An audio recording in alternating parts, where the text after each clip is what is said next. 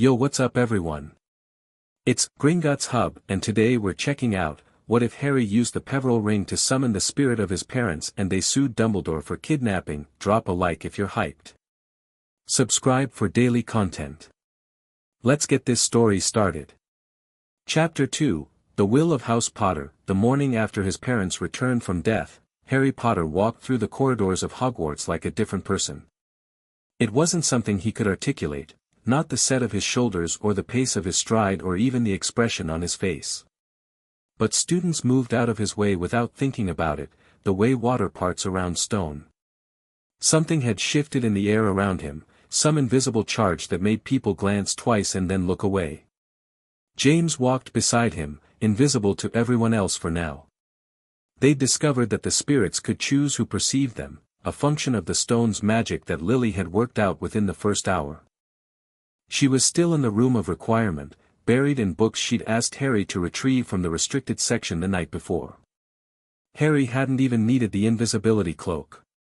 He'd walked in, pulled what he needed, and walked out. Madame Pants had been asleep at her desk, which never happened, and Harry suspected his mother had something to do with it. "Left here," James said. "There's a passage behind the tapestry of Barnabas the Barmy, well, you know that one. It leads to the room. But if you tap the third stone from the bottom on the opposite wall, there's an older passage. Goes all the way down to the entry hall." "How do you know passages I haven't found on the map?" Harry asked under his breath. "Because your father and his friends were arrogant enough to think they'd found everything, and humble enough to only put what they'd personally verified on the map. I walked these halls for 7 years, Harry. Some things you learn with your feet, not your wand." Harry tapped the stone. The wall shimmered and a narrow passage opened, smelling of dust and old air. He stepped through and the wall sealed behind him. "Dad." "Yeah. Where are we actually going?" James's spirit form flickered slightly, the equivalent of a grin. "Gringotts. But first, we need to get out of the castle without Dumbledore knowing. And that means we need to have a conversation with a house elf." Dobby appeared with a crack so enthusiastic it echoed off the passage walls. "Harry Potter calls Dobby." "Dobby is," the elf's enormous eyes went wide. He could see James. Of course he could. House elves saw magic that wizards couldn't, perceived bonds and auras and the threads that connected souls. Dobby's tennis ball eyes filled with tears. "Master Potter. The old Master Potter."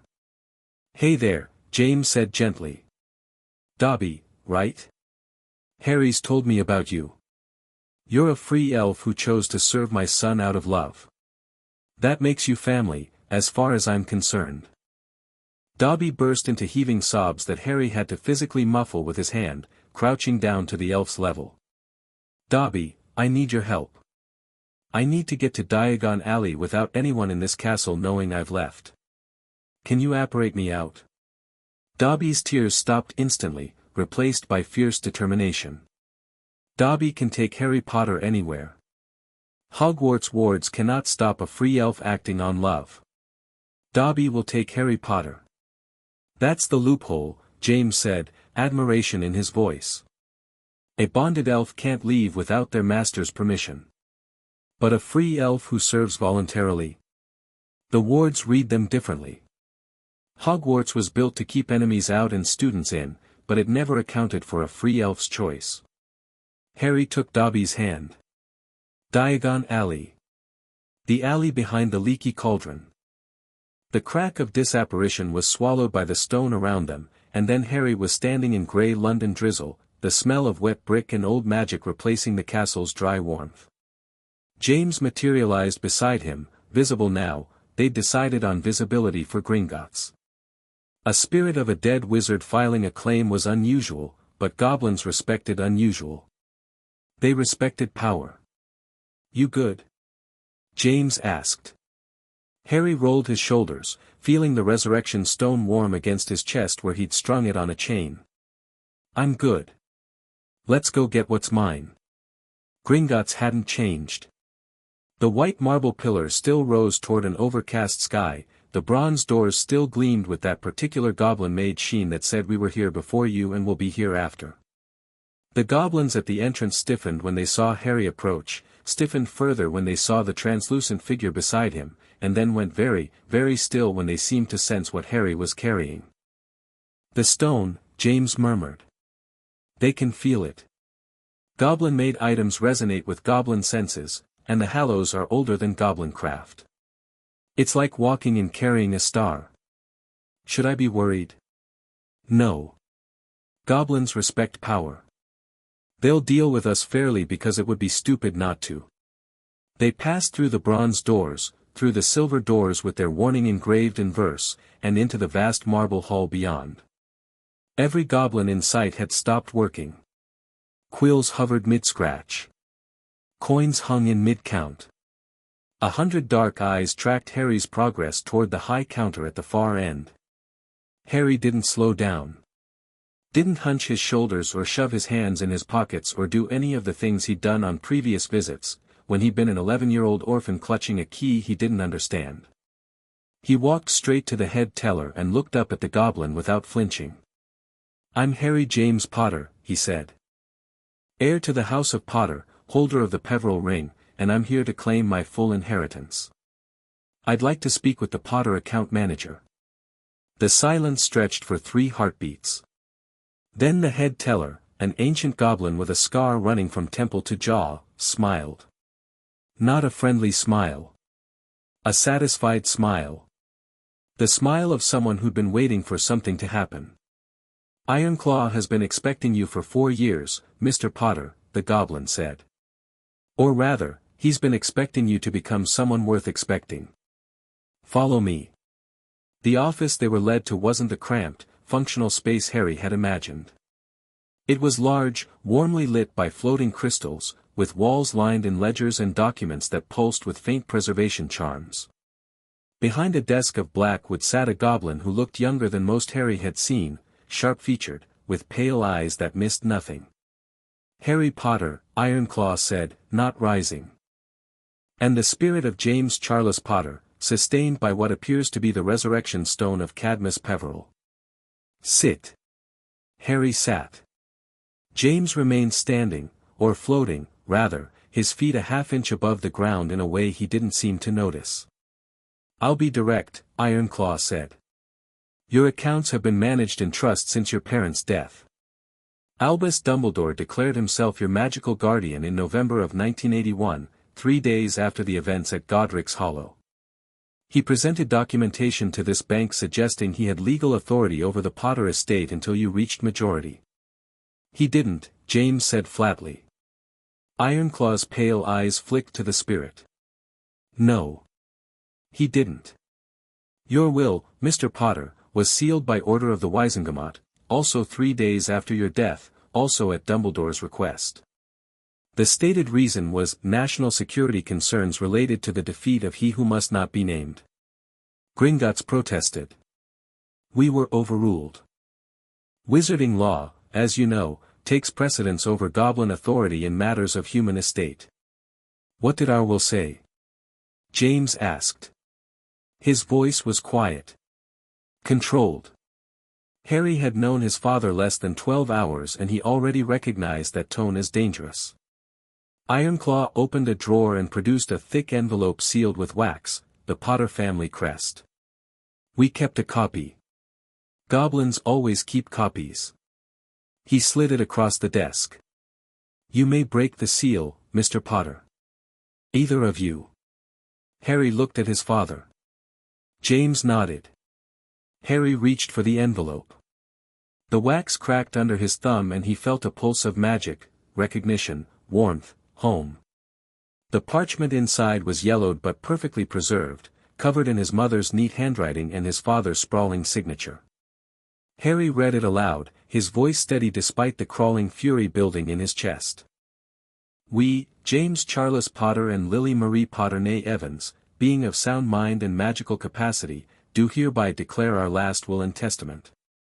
In the event of our deaths, guardianship of our son, Harry James Potter, shall pass in the following order: first, to Sirius Orion Black, his godfather, second, to Alice and Frank Longbottom, third, to Remus John Lupin, fourth, to Amelia Susan Bones.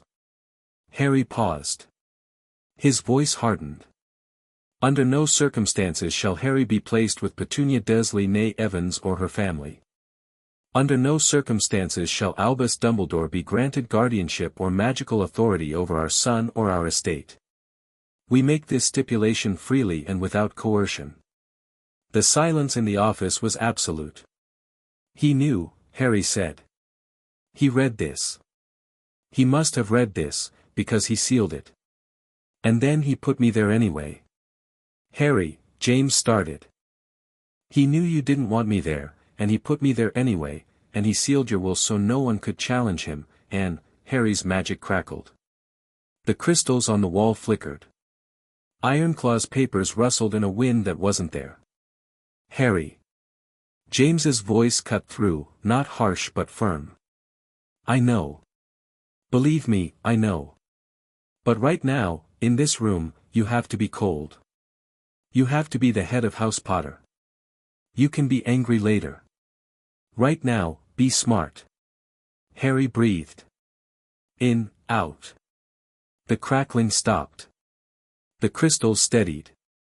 Right, Harry said. He looked at Ironclaw. What else has he done? Ironclaw's smile was all teeth. I thought you'd never ask. He pulled a ledger from beneath his desk, thick, bound in dragon hide, marked with the Potter crest. Shall we begin with the unauthorized withdrawals, or the redirected investment income, or the properties he placed under Fidelius without your authorization? All of it, Harry said. Everything. 2 hours later, Harry had a picture of his inheritance that made him want to put his fist through the wall. The Potter fortune was vast, old money, goblin invested, compounding for generations. His trust vault, the one he'd accessed since age 11, represented less than 1% of the total holdings. The rest had been locked away under Dumbledore's authority as magical guardian. Withdrawals had been made, not enormous ones, nothing that would draw attention, but regular. Monthly payments to a vault registered to the Order of the Phoenix Operating Fund. Payments to Mundungus Fletcher. Payments to Arabella Figg, Harry's neighbor on Privet Drive, the one who'd watched him for years and never once intervened. He paid her, Harry said, staring at the numbers. He paid my neighbor to watch me be miserable and never do anything about it. Surveillance, not care, Lily said. She'd appeared in the last half hour, having apparently worked out how to travel to Harry's location through the Stones connection. She stood behind Harry's chair, one hand resting near, not quite on, his shoulder. He needed to know you were alive. He didn't need you to be happy. The properties, James said to Ironclaw. Show him.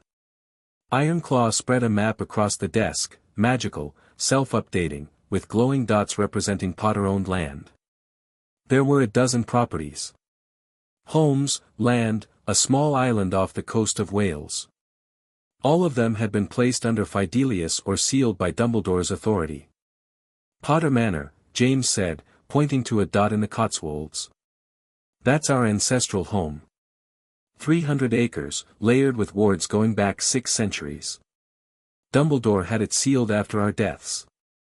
Claimed it was too dangerous, possible Death Eater target. It wasn't, Lily said. The wards at Potter Manor are blood-based. Only a Potter can enter. Death Eaters couldn't have touched it. He didn't want you to have somewhere safe to go, James said to Harry. Somewhere that wasn't Privet Drive.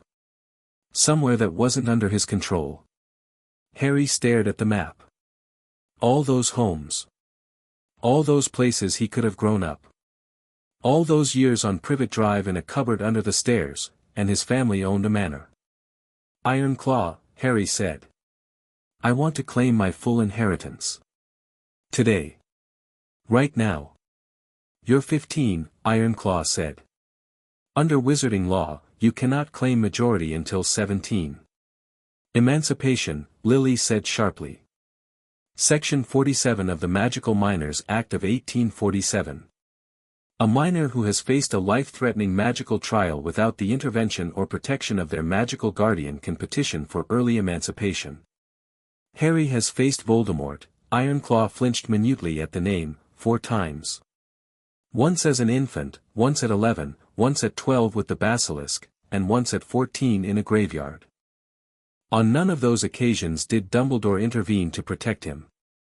If anything, the school environment Dumbledore controlled directly led to the encounters. Ironclaw looked at Lily with what might have been respect. "You've done your research." "I've had 14 years with nothing to do but watch and think," Lily said. Her voice could have frozen the Thames. "There's another avenue," Ironclaw said slowly. "The Peverell claim. Mr. Potter is carrying the Resurrection Stone, a Peverell heirloom. If he can prove direct descent, he can claim the Peverell lordship. That lordship predates the Magical Minors Act by 800 years. Ancient houses operate under different rules.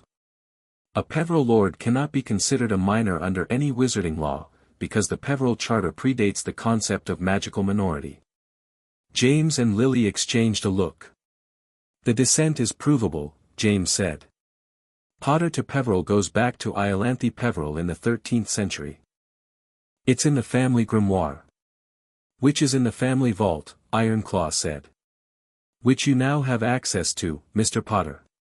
Dumbledore's authority as magical guardian extends to the trust vault and the investment accounts. He never had authority over the blood vault.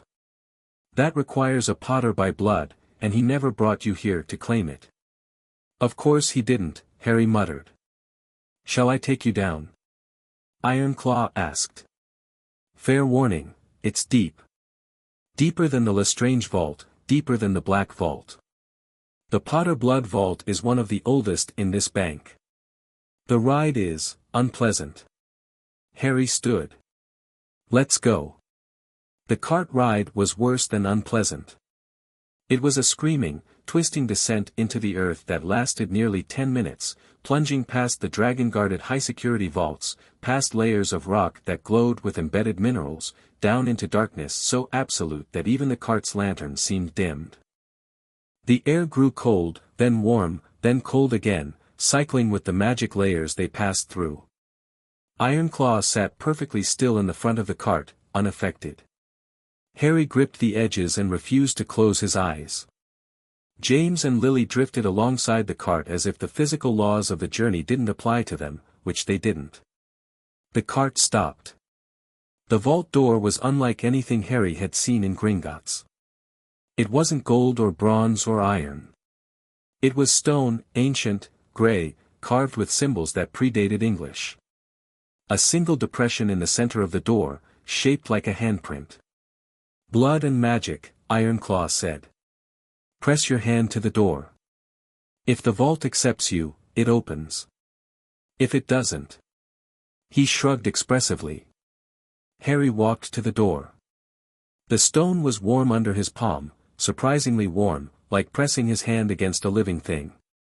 He felt a pulse travel up his arm, through his chest, and settle somewhere behind his ribs.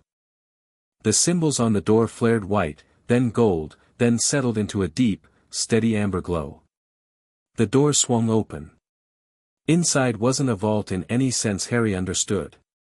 It was a room, a proper room, with shelves and tables and stands, everything organized with the precision of a museum. But what drew Harry's eye immediately was the suit of armor on a stand in the center, the sword resting beside it, and the thick leather-bound book on a pedestal under a glass dome. "The family grimoire," James said, his voice thick with something Harry couldn't name. "Nostalgia, maybe. Loss. My father showed me this vault when I turned 11. Said I'd bring my own son here one day. I always thought I'd have time." "You're here now," Harry said quietly. James flickered. A smile. "Yeah. I am." Harry crossed to the grimoire. The glass dome dissolved at his touch, keyed to Potter blood, of course, and the book fell open in his hands. The pages were thin as onion skin but strong as leather, covered in writing that shifted languages as he watched. Old English to Latin to something runic and ancient. Page 47, Lily said. She was examining the shelves along the wall, pulling out scrolls and unrolling them in midair. The Peverell descent is recorded there. We'll need it for the emancipation claim. Harry flipped to the page. There it was, a family tree rendered in ink that still looked wet, spreading back through centuries. Potter, Peverell, names he didn't recognize, all connected by lines of gold. His own name sat at the bottom, glowing faintly. There, James said, pointing. Iolanthe Peverell married Hardwin Potter in 1292. Direct descent. Unbroken line. And look, he pointed to a notation beside Iolanthe's name. She brought the cloak into the family. The invisibility cloak. It's been ours since the 13th century. A Peverell heirloom held by the Potter line. I have the cloak, Harry said. I have the stone. That's 2 of 3. James went very still. 2 of 3. Harry, do you know what happens when someone holds all 3 hallows? Master of Death, Harry said. I've read the story. It's not a story, James said. Look, we'll deal with that later. Right now, we need the grimoire and the descent proof. Take what you need. Harry lifted the grimoire, it was lighter than it should have been, warm against his arms like a living creature, and turned to survey the rest of the vault. Gold, yes, piles of it. Galleons beyond counting. But also artifacts, weapons, jewelry, and, is that a pensieve? Harry asked, pointing to a shallow stone basin on a shelf. The Potter pensieve, James confirmed. Old. Powerful. Unlike Dumbledore's borrowed one, this is keyed to Potter blood. Only a Potter can view memories stored in it, and it can store memories from the dead, if they're willing and the magic is strong enough. Meaning you can put your memories in it, Harry said slowly. Your memories of what Dumbledore did. Of what you saw while you were dead, watching. James and Lily looked at each other again, and this time Harry could read the look perfectly. It was the look of 2 people who'd been waiting for someone to catch up to a plan they'd already laid.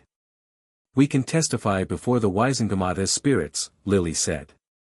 But memories in a pensieve are admissible as evidence under the Magical Evidence Act of 1753.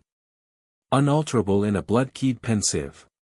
If we can show the court exactly what Harry's life was like, not words, not testimony that can be picked apart, but raw memory, Dumbledore can't argue with that, Harry finished. He can try, James said grimly. He'll try. The man argues with gravity and sometimes wins. But we're not going to give him room to maneuver. Here's what we're going to do, Harry.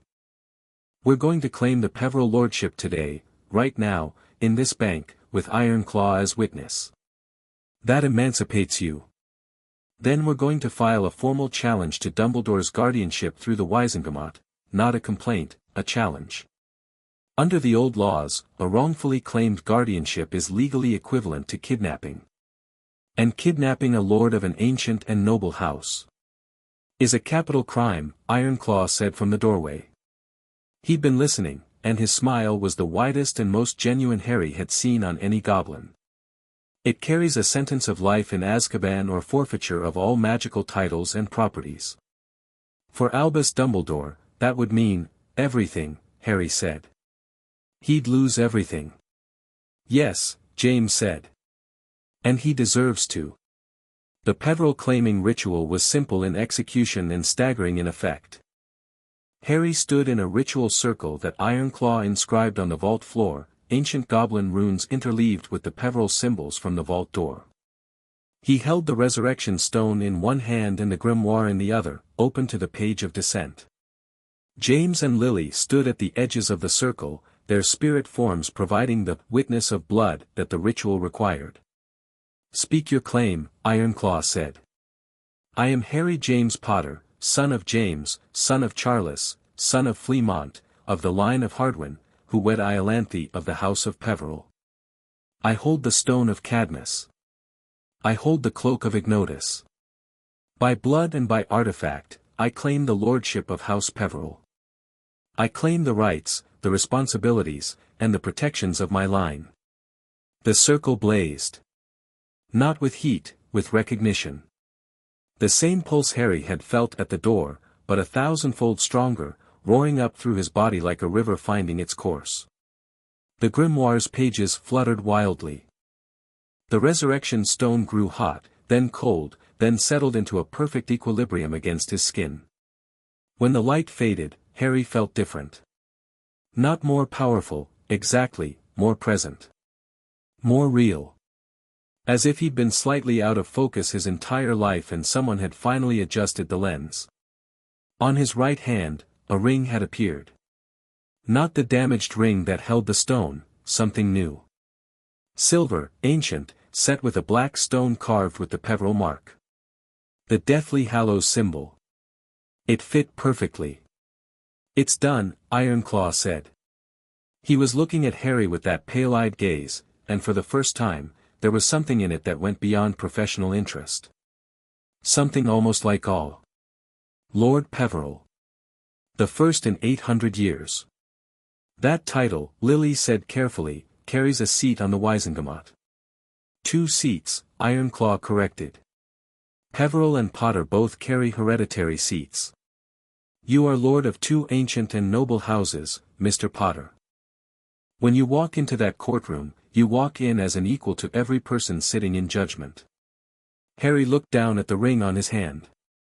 Then he looked at his parents, at his father's fierce pride, his mother's sharp satisfaction. "Ironclaw," Harry said. "I need to send an owl. Actually, I need to send several. The bank provides messenger services for our lordship clients. Whom do you wish to contact?" "Amelia Bones, head of the Department of Magical Law Enforcement." "Sirius Black, I'll need a secure method for that one." "And?" Harry paused. "Augusta Longbottom. She's a member of the Wizengamot, and she was friends with my grandparents, wasn't she?" "She was," James said approvingly. "Sharp, Harry. Very sharp. Augusta won't say no to helping the Potter heir, especially when she hears what Dumbledore did. The Longbottoms were named in our will, she'll take that personally." "And one more," Harry said. "The Daily Prophet. I want Rita Skeeter." That earned him surprised looks from both parents. "She's horrible," Lily said. "She's effective," Harry countered. "And she hates Dumbledore. And she owes Hermione a favor, or rather, Hermione has enough on her to make her cooperate. If we're doing this, we're doing it publicly. No sealed proceedings, no quiet deals in Dumbledore's office. I want everyone to know." James laughed, a sharp, delighted sound. "Merlin. Lily, he's got your ruthlessness. He's got your dramatic flair," Lily shot back, but she was smiling. "Fine. Skeeter. But we control the narrative. She prints what we give her, no embellishment, or Hermione releases whatever she has." "Deal," Harry said. He turned to Ironclaw. "One more thing. I want to formally revoke Albus Dumbledore's access to all Potter accounts, effective immediately. Any standing payments are to be halted. Any properties under his Fidelius are to be challenged. I understand goblins can break a Fidelius given sufficient cause." "With the account holder's permission and a valid legal challenge, yes," Ironclaw said. "It takes time. But it can be done. Do it. And Ironclaw, I want a full accounting of every Canute Dumbledore has moved out of my vaults. Where it went, when, and to whom. I want documentation that will hold up in court. It will be ready within 48 hours, Ironclaw said. He stood and extended his hand, a gesture Harry had never seen a goblin make to a wizard. "Lord Potter Peverell. It has been a long time since a wizard walked into this bank and demanded what was rightfully his. Gringotts will support your claim. Not out of charity, your accounts are worth protecting, and a wrongfully claimed guardianship threatens the integrity of every vault in this institution."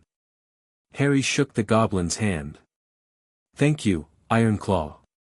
Don't thank me. Pay my fees and win your case.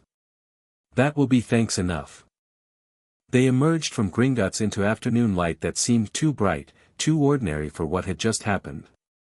Harry stood on the white steps and breathed London air and felt the weight of the ring on his finger, the grimoire shrunk and stored in his pocket, and the knowledge of exactly what he was sitting in his chest like a coal. "We need to get back to Hogwarts," Lily said. "Before anyone notices you're gone." "Actually," Harry said, "I need to do something first." He walked down the steps and turned left, heading for Ollivander's. His parents drifted after him, visible only to him now. They'd agreed to stay hidden until the formal reveal. "Harry?" James asked. "My wand shares a core with Voldemort's," Harry said over his shoulder. "It's always going to be a liability. If I'm Lord Peverell, I should have a wand that matches. Ollivander will know what to do." "He won't sell you a second wand," Lily said. "Ministry regulations, 1 wand per wizard." "Ministry regulations apply to ordinary wizards," Harry said. "I'm a lord of 2 ancient houses with an active threat on my life and a legal challenge pending against the most powerful wizard in Britain. Let's see Ollivander tell me no." He pushed open the door of the wand shop. The bell tinkled. Dust motes swirled in the dim light. "Mr. Potter," said Ollivander from the shadows, because of course he knew. "Or should I say, Lord Potter Peverell? I felt the claiming from here. Remarkable. Truly remarkable." "Mr. Ollivander," Harry said. "I need a second wand. One that doesn't share a core with Voldemort." The old wand maker emerged from behind a shelf, his silver eyes luminous in the gloom. "The law won't apply by tomorrow," Harry said. "I'm filing for emancipation and lordship recognition through the Wizengamot. A lord has the right to carry as many foci as he can master. That's in the old codes, 1307, I believe." Ollivander's eyes went wide. Not with surprise, with delight. 1309, actually. "Lord Peverell. Come. I think I have something that's been waiting rather a long time for you." He disappeared into the back of the shop. Harry waited. James appeared beside him, looking around the shop with naked curiosity. He'd only been here once, for his own wand fitting, and clearly the place still fascinated him. Ollivander returned carrying not a boxed wand, but a long case of black wood, unvarnished, plain. He set it on the counter and opened it. Inside, resting on faded velvet, was a wand unlike any Harry had seen in this shop. It was dark wood, nearly black, with a grain that seemed to shift and move like living shadow. Longer than his holly wand by an inch, slightly thicker, with no decoration except a single band of silver at the base. "Elder wood," Ollivander said softly. "Thestral tail hair core. 13.5 inches. I made this wand 40 years ago, and it has never chosen a wizard. It has refused every wizard who's touched it, violently, in some cases. I kept it because I knew, someday, it would find its match." Harry reached for it. The moment his fingers closed around the dark wood, the shop exploded with light.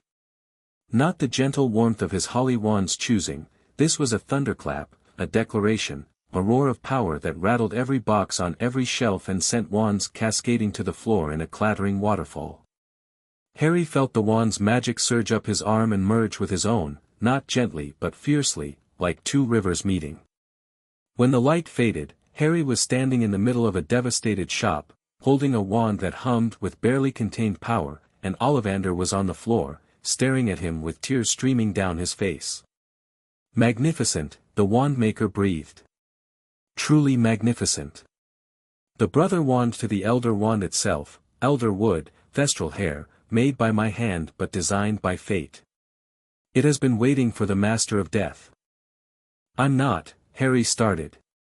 2 of 3 hallows," Ollivander said, climbing to his feet. "And a wand that resonates with the third. You are closer than anyone has been in 1,000 years, Lord Peverell. Be careful. Be very careful." Harry slid the new wand into an arm holster that Ollivander produced from somewhere. "A gift, my lord, please, I insist," and paid 12 galleons for the wand itself. Ollivander tried to refuse payment. Harry insisted. He wasn't going to start taking things for free just because he had a title. "Tell no one about this purchase," Harry said at the door. "Not yet." "Of course not," Ollivander said. "A wand maker's discretion is absolute. But Lord Peverell, when the time comes, use it without hesitation. That wand was made to fight." Dobby returned them to Hogwarts, and Harry walked back through the hidden passage to the 7th floor. The castle was quiet, afternoon classes were still in session, and no one had apparently noticed his absence. Small mercies.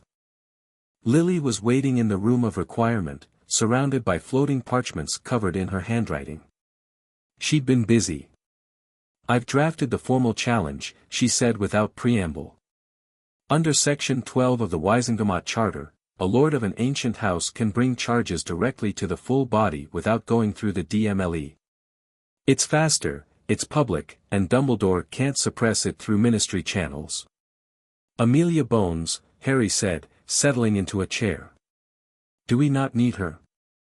"We need her as an ally, not as a gatekeeper," James said. "If we file through the DMLE, Fudge can interfere. He's been trying to discredit you all year, he'd bury this to spite you and Dumbledore both.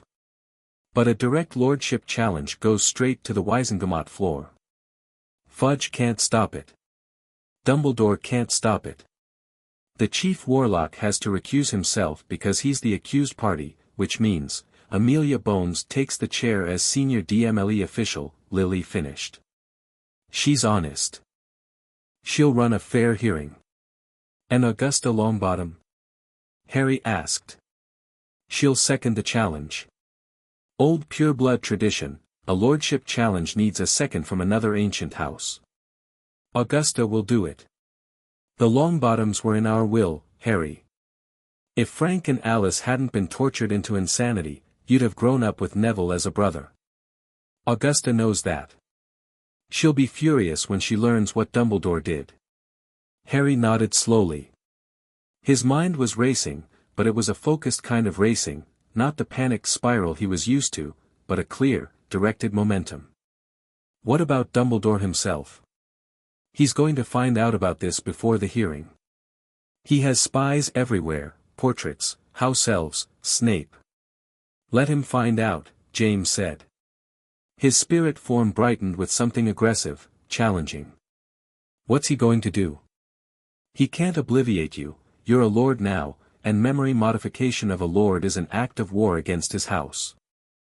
He can't suppress the filing, it's already going out by goblin messenger, which the ministry can't intercept.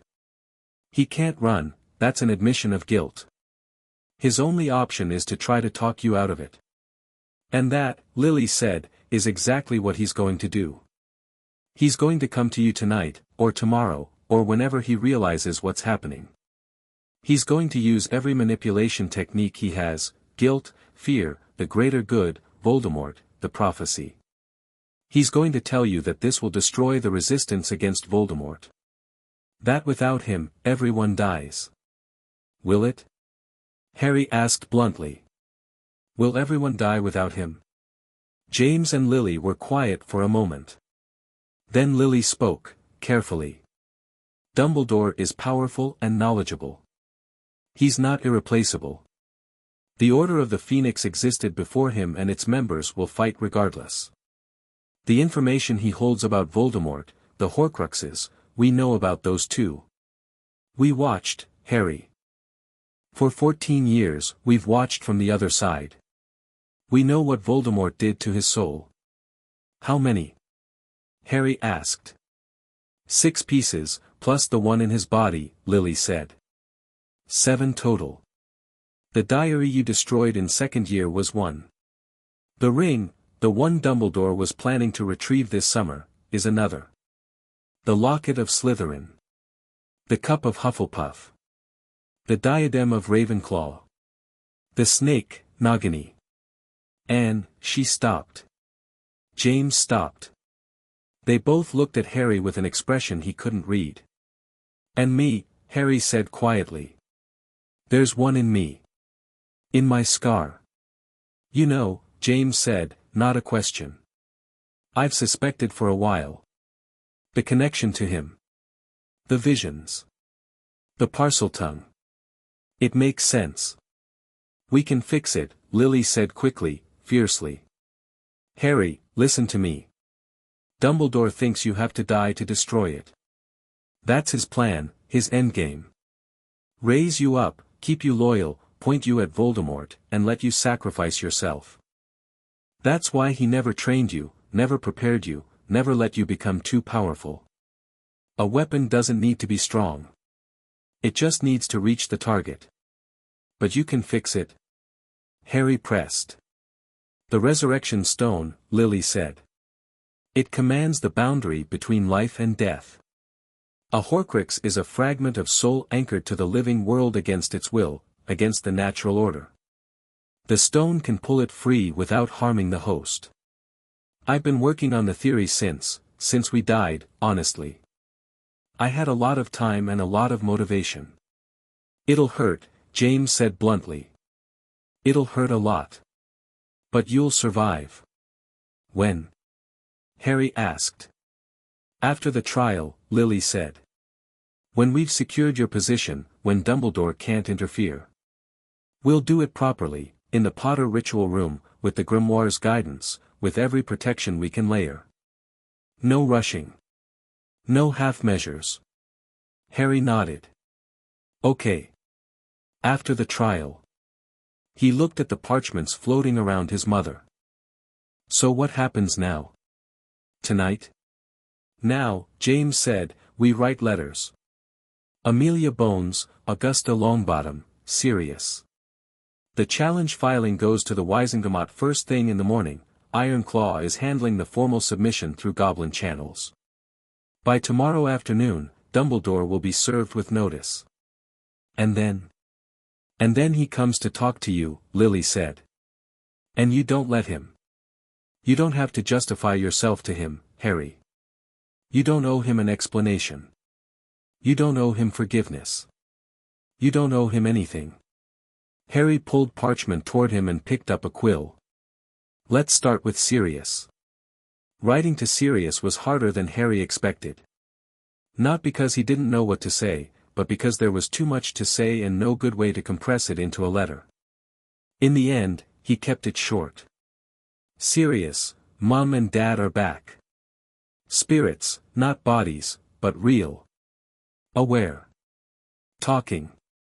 Long story involving the resurrection stone. They're furious about everything. We're going after Dumbledore, legally. Kidnapping charges through the Wizengamot. There will named you first for custody. It was sealed. Dumbledore sealed it. I need you at the hearing. I know you're still technically wanted, but we're going to fix that too. Your trial, or rather, your lack of one, is part of the case. Come to Potter Manor, I'm having the Fidelius broken. It'll be safe. Also, I'm Lord Potter Peverell now. Claimed the lordship this morning. I'm not a kid anymore, legally speaking. So stop worrying about me and start worrying about Dumbledore. See you soon." Harry he sealed it with the Potter crest. The ring knew what to do, pressing into the wax and leaving a mark that glowed gold for a moment before settling, and handed it to Dobby with instructions to deliver it personally to Sirius, wherever he was. The letter to Amelia Bones was more formal. Lily dictated most of it, laying out the legal basis for the challenge in precise, unarguable terms. The letter to Augusta Longbottom was shorter, an appeal to her honor and her friendship with the Potter family, a brief summary of what had been done, and a request for her support. "Rita Skeeter," Harry said, picking up a fresh quill. "Not yet," Lily cautioned. "Skeeter after the filing is accepted. If we go to the press before the Wizengamot acknowledges the case, Dumbledore can frame it as a publicity stunt. After the filing, it's news." "Smart," Harry admitted. "Fine. But I want Hermione and Ron to know. Tonight. Before this becomes public. Then tell them, James said. But be careful about what you say in the castle. The portraits report to Dumbledore. So do several of the ghosts. And Snape, Harry said darkly. Another thing. Dumbledore forced you to name Snape as your protector, didn't he? The Fidelius charm, no, James said, and his voice was iron. We chose Peter. That was our mistake, mine and Sirius's. We didn't trust Remus because of the werewolf prejudice, and we thought Peter was too insignificant to suspect. That's on us. But Dumbledore knew there was a spy in the Order and didn't tell us who. He let us play Russian roulette with our secret keeper while he held information that could have saved our lives. And Snape, Lily said, in a voice that could have cut glass, went to Dumbledore and begged for my life. Not James's. Not Harry's. Mine. Because he was obsessed with me, and Dumbledore used that obsession to turn him into a spy. Dumbledore let Snape's fixation fester because it was useful. And then he put Snape in charge of teaching our son, knowing Snape would take out 14 years of jealousy and bitterness on a child who looks exactly like the man who stole the woman he was obsessed with. So we add that to the charges, Harry said calmly. Gladly, Lily said. Harry found Hermione and Ron in the Gryffindor common room that evening, after dinner. They were bent over homework, Hermione's neat and organized, Ron sprawling and coffee-stained. Harry walked straight to them, jerked his head toward the dormitory stairs, and said, upstairs. Now. It's important. They followed without argument. Something in his face must have told them this wasn't the usual Harry has a bad feeling conversation. In the dormitory, Harry sealed the door with 3 different privacy charms, things his mother had taught him that morning, ancient and powerful and utterly beyond anything a 5th year should know. Ron watched with widening eyes. Hermione watched with narrowing ones. Harry, she said carefully, where did you learn those? My mum taught me, Harry said. Sit down. Both of you. And he told them everything. It took an hour. Ron's face progressed through a visible journey, confusion, shock, rage, awe, and finally a kind of fierce satisfaction that made him look like his mother in the best possible way. Hermione went white when Harry described the sealed will, whiter when he described the Dursley's payments from his vault, and absolutely marble still when he explained the Horcrux in his scar. He was going to let you die, she whispered. That was the plan, Harry confirmed. But my parents have a better one. Can I see them? Ron asked. Harry touched the stone under his shirt and concentrated. James and Lily flickered into visibility, standing by the window, and Ron promptly fell off his bed. Bloody hell, language, Lily said mildly, and then smiled. Hello, Ron. Harry's told us about you. Both of you. We're very grateful for what you've done for our son. Mrs. Potter, Hermione breathed, staring at Lily with an expression that mixed academic fascination with genuine awe. The theoretical framework for what you're doing, sustains spiritual manifestation through artifact anchoring, it shouldn't be possible at this level of cognition and interaction. The stone in the stories only produces shades, the stone in the stories was never used by someone carrying a piece of another wizard's soul, Lily said. Harry's connection to Voldemort, ironically, is what gave us this. The Horcrux creates a gap in the boundary between life and death, a crack. The stone widens the crack. Our love anchors us to Harry's side of it. So Voldemort accidentally gave you your parents back, Ron said, righting himself. That's actually hilarious. It gets better, James said, grinning. We're going to use the opportunity he accidentally created to destroy him, free Harry from the soul fragment, and take down the man who put our son in a cupboard under the stairs for 10 years. Voldemort played himself. Ron looked at Harry. Mate. You're going to take on Dumbledore and you know who at the same time. Not at the same time, Harry said. Dumbledore first. Then Voldemort. One mess at a time. What do you need from us? Hermione asked. Her voice had gone from shocked to businesslike. Her eyes were sharp, calculating. Hermione in problem-solving mode was a force of nature. Hermione, I need you on legal research. Mums covered the magical law angle, but there might be Muggle law crossovers, precedents about sealed wills, about financial mismanagement of minors' estates. Anything we can use. Ron, political angle, Ron said immediately. Dad works at the ministry. He's in the order, but he's not, he doesn't agree with everything Dumbledore does. And Mum would lose her mind if she knew what the Dursleys did to you. She's been trying to get you out of there for years. Can your parents be trusted not to tell Dumbledore? Harry asked directly. Ron was quiet for a moment. Thinking. Then he nodded. If I explain it properly. If they see the will and the evidence. Mums always said she didn't understand why Dumbledore insisted you stay there. She'll choose you, Harry. I know she will. Then tell them. After the filing is accepted, I'll tell you when. Not before. Harry, Hermione said. She was looking at him with an expression he'd never seen from her, not concern, not disapproval, not academic curiosity. Something more like recognition. You're different. I found my parents, Harry said simply. Everything that was wrong with my life, they're going to help me fix it. I don't have to do this alone anymore. You were never alone, Ron said gruffly. But yeah. This is better. Harry managed a smile. The first genuine, uncomplicated smile he'd worn in months. Yeah. It is.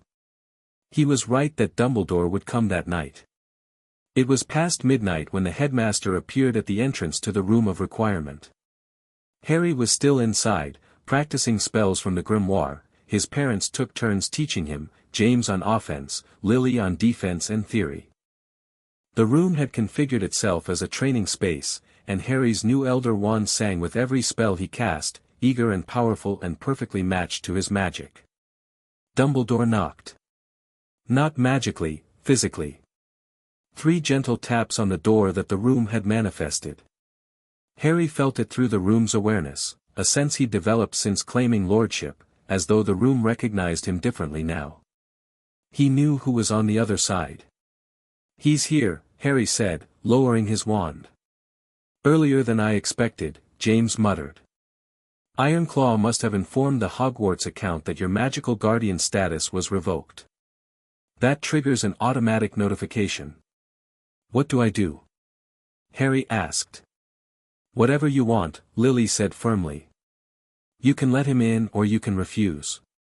He has no authority over you anymore. Harry thought about it. Thought about 15 years of manipulation, of danger, of being kept ignorant and weak and dependent. Thought about the cupboard under the stairs. Thought about Dumbledore's twinkling eyes and gentle suggestions and all the times Harry had nearly died while the most powerful wizard in Britain watched from a distance. I'll let him in, Harry said. I want him to see what I've become in one day without him. I want him to know he's lost. He waved his hand. The door opened. Dumbledore stood in the corridor, and for the first time in Harry's memory, the old wizard looked his age. His face was drawn, his eyes lacking their usual twinkle, and his posture, usually so carefully casual, so artfully eccentric, was stiff with tension. Harry, Dumbledore said. May I come in? Lord Potter Peverell, Harry corrected, and he watched the words land like a physical blow. Dumbledore's eyes widened fractionally. His gaze dropped to the ring on Harry's finger, then rose to the wand in Harry's hand, not the holly wand, the elder wand, and then snapped to the 2 figures standing behind Harry. James, Dumbledore breathed. Lily. Albus, James said coldly. You can come in, Harry said, stepping back. But understand that this is my space, in my school, yes, my school. The Peverell Charter predates the Hogwarts Charter and gives the Peverell Lord certain rights within these walls, and you are here as a guest. Not as my headmaster. Not as my guardian. Not as anything except a man I'm choosing to speak with. Dumbledore entered slowly.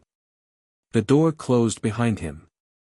He looked around the room, at the training equipment, the floating grimoire pages, the evidence of hours of advanced magical practice, and something shifted in his expression. Not surprise, exactly. More like the confirmation of something he'd feared. I see you've been busy, Dumbledore said quietly. 14 years of catching up to do, Harry said. No thanks to you. Harry, Lord Potter Peverell, I understand you're angry. You have every right to be. But I need you to understand that everything I did, was for the greater good, Harry finished. I know. That's your line. It's always your line. Sit down, Dumbledore. I want to hear you say it to their faces. He pointed at James and Lily.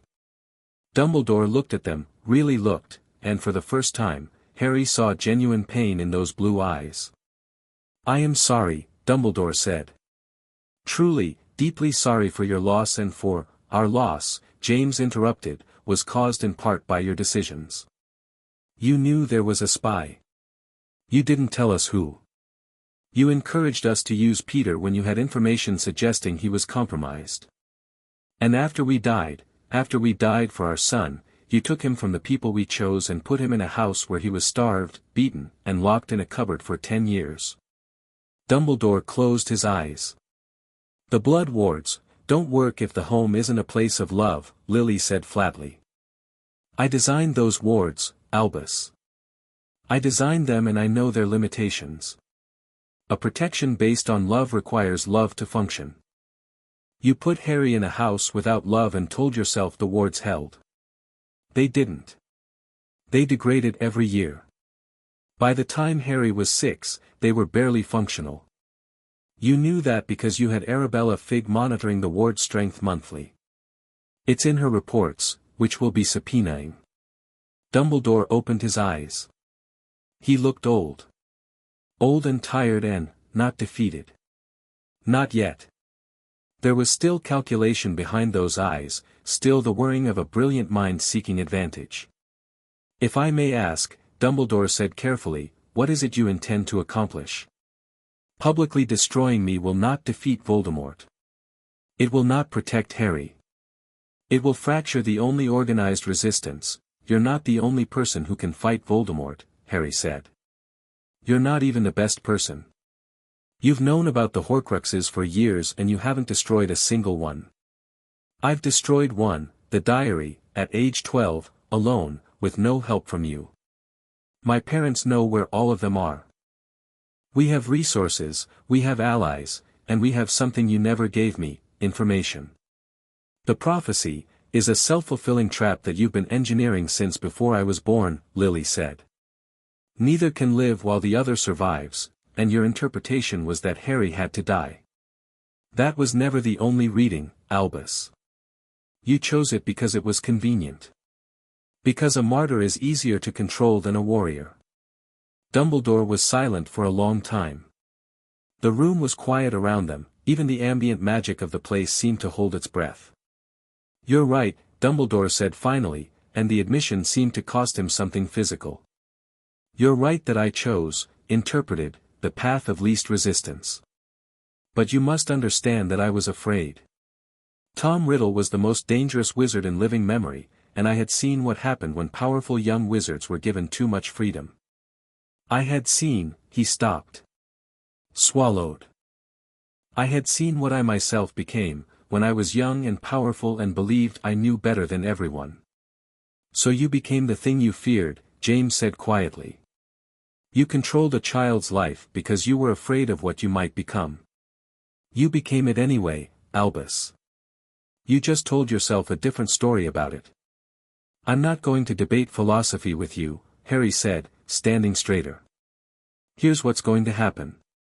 Tomorrow morning, you're going to be served with a formal challenge from House Potter Peverell. Kidnapping, financial mismanagement, violation of a sealed testament, abuse through negligence. You can fight it or you can accept it, but it's happening regardless. If you try to interfere, if you try to obliviate me, influence the Wisengamot, or suppress the evidence, I will release everything to the press immediately. The sealed will. The vault records. Everything. And if Voldemort moves while we're fighting each other? Dumbledore asked. Then I'll deal with Voldemort too, Harry said. You've convinced yourself you're indispensable. You're not. The world survived before you, and it'll survive after you. Dumbledore looked at him for a long moment. Then, slowly, the old wizard stood. I will not fight the challenge, he said quietly. I will answer it.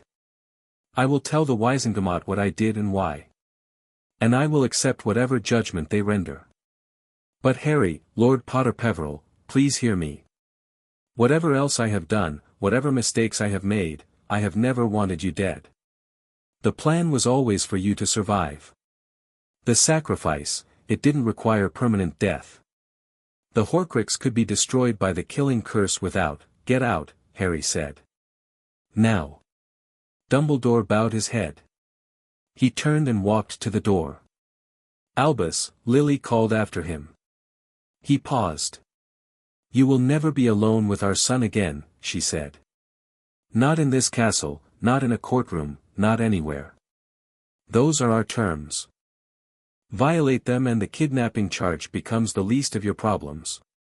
Dumbledore nodded once. The door opened. He walked out. The door closed. In the silence that followed, Harry realized his hands were shaking. Not with fear, with adrenaline. With the thundering, incandescent relief of finally having someone stand between him and the man who'd controlled his entire life. You did well, James said softly. I'm proud of you. We both are, Lily added. Harry sat down heavily. The Elder Wand hummed in his hand, warm and alive. The Peverell ring glowed softly on his finger. Tomorrow, the world would change. He was ready. Chapter 3, The Trial of the Century. The Wisengamot summons arrived at breakfast. Not for Harry, he'd filed the challenge. The summons was for Dumbledore, and it arrived in the form of a goblin-forged envelope that materialized directly in front of the headmaster's plate at the staff table, bypassing every ward and protection on the Great Hall. The envelope was black, sealed with the silver crest of the Wisengamot, and it hummed with a magic that made every student within 10 feet lean away unconsciously. Harry watched from the Gryffindor table. Watched Dumbledore's hand pause over his morning tea. Watched the old wizard's eyes flick, just for a moment, to Harry across the hall. Watched him pick up the envelope, break the seal, read the contents, and fold the parchment neatly beside his plate without a single change in expression. He's good, Ron muttered beside Harry. Didn't even flinch. He's had 150 years of practice, Harry said, buttering toast he had no intention of eating. But look at McGonagall. Ron looked. Professor McGonagall had noticed the envelope. Her lips were thin, her eyes darting between Dumbledore and Harry with an expression that suggested she already knew, or suspected, far more than she should. Dumbledore must have told her something after last night's confrontation. She's going to try to talk to you, Hermione said from Harry's other side. She'd barely touched her own breakfast, a stack of legal texts balanced on her lap beneath the table. She'll think she's being reasonable. She'll tell you to let the adults handle it. Let her try, Harry said. The Morning Post arrived in a flurry of owls. 3 letters found Harry. The first bore the seal of the DMLE, Amelia Bones's response, formal and precise, confirming she'd received his correspondence and would preside over the hearing as senior judicial authority in the Chief Warlock's absence. The second was from Augusta Longbottom, 3 lines long. I remember your grandparents. I remember your parents' wishes.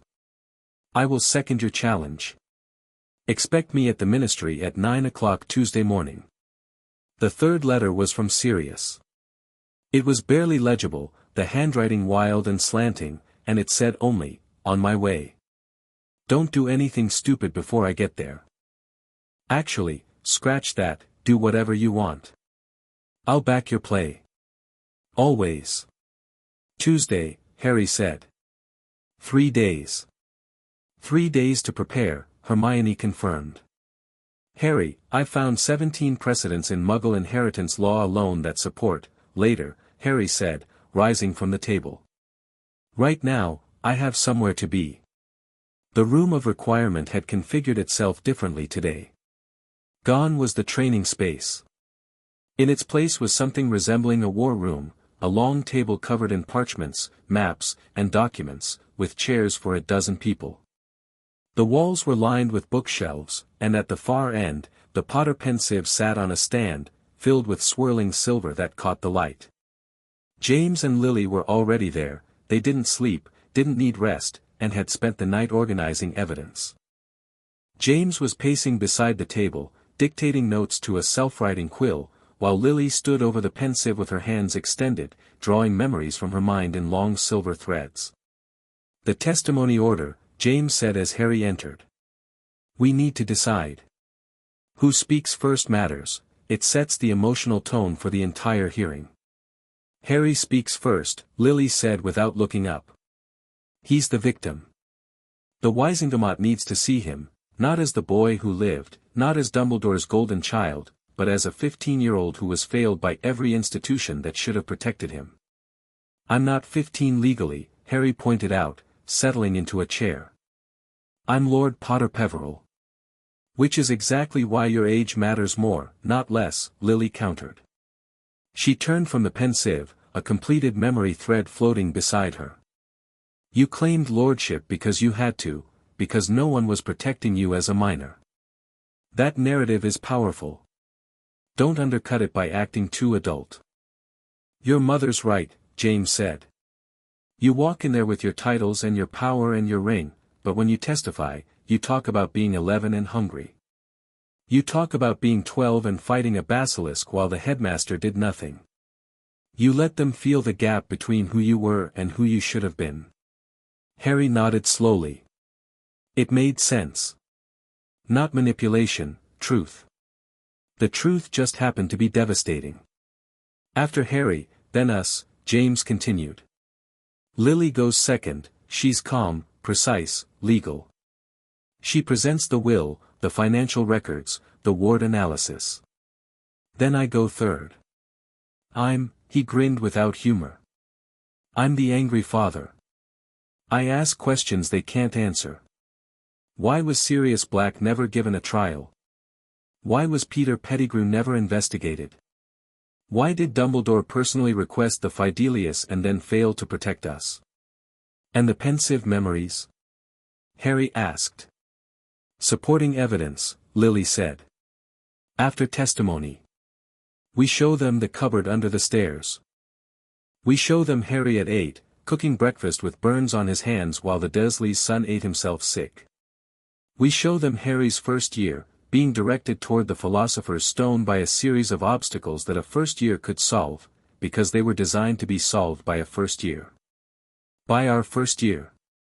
You saw all of that? Harry asked. He'd known, intellectually, that his parents had been watching. But hearing it confirmed was different. Knowing they'd seen every moment of his suffering, every moment, James said quietly. Every single moment, Harry. And we couldn't do anything. We couldn't reach through, couldn't intervene. All we could do was watch our son be hurt and know that the man responsible was standing 30 feet away with a lemon drop in his mouth and a twinkle in his eye. The room was quiet for a moment. Then let's make it count, Harry said. McGonagall caught him after lunch. She was waiting outside the Transfiguration classroom, her posture rigid, her hat slightly askew as if she'd been running her hand over her head in agitation. When she saw Harry approaching, she stepped forward. Mr. Pot, she stopped. Reassessed. Lord Potter Peverell. A word, if you please. Professor, Harry said pleasantly. He didn't slow down. She fell into step beside him, which was unusual enough to draw stares from passing students. I've spoken with the headmaster, she said, keeping her voice low. He tells me you filed formal charges with the Wizengamot. I have. He also tells me, she paused, seemed to struggle with something.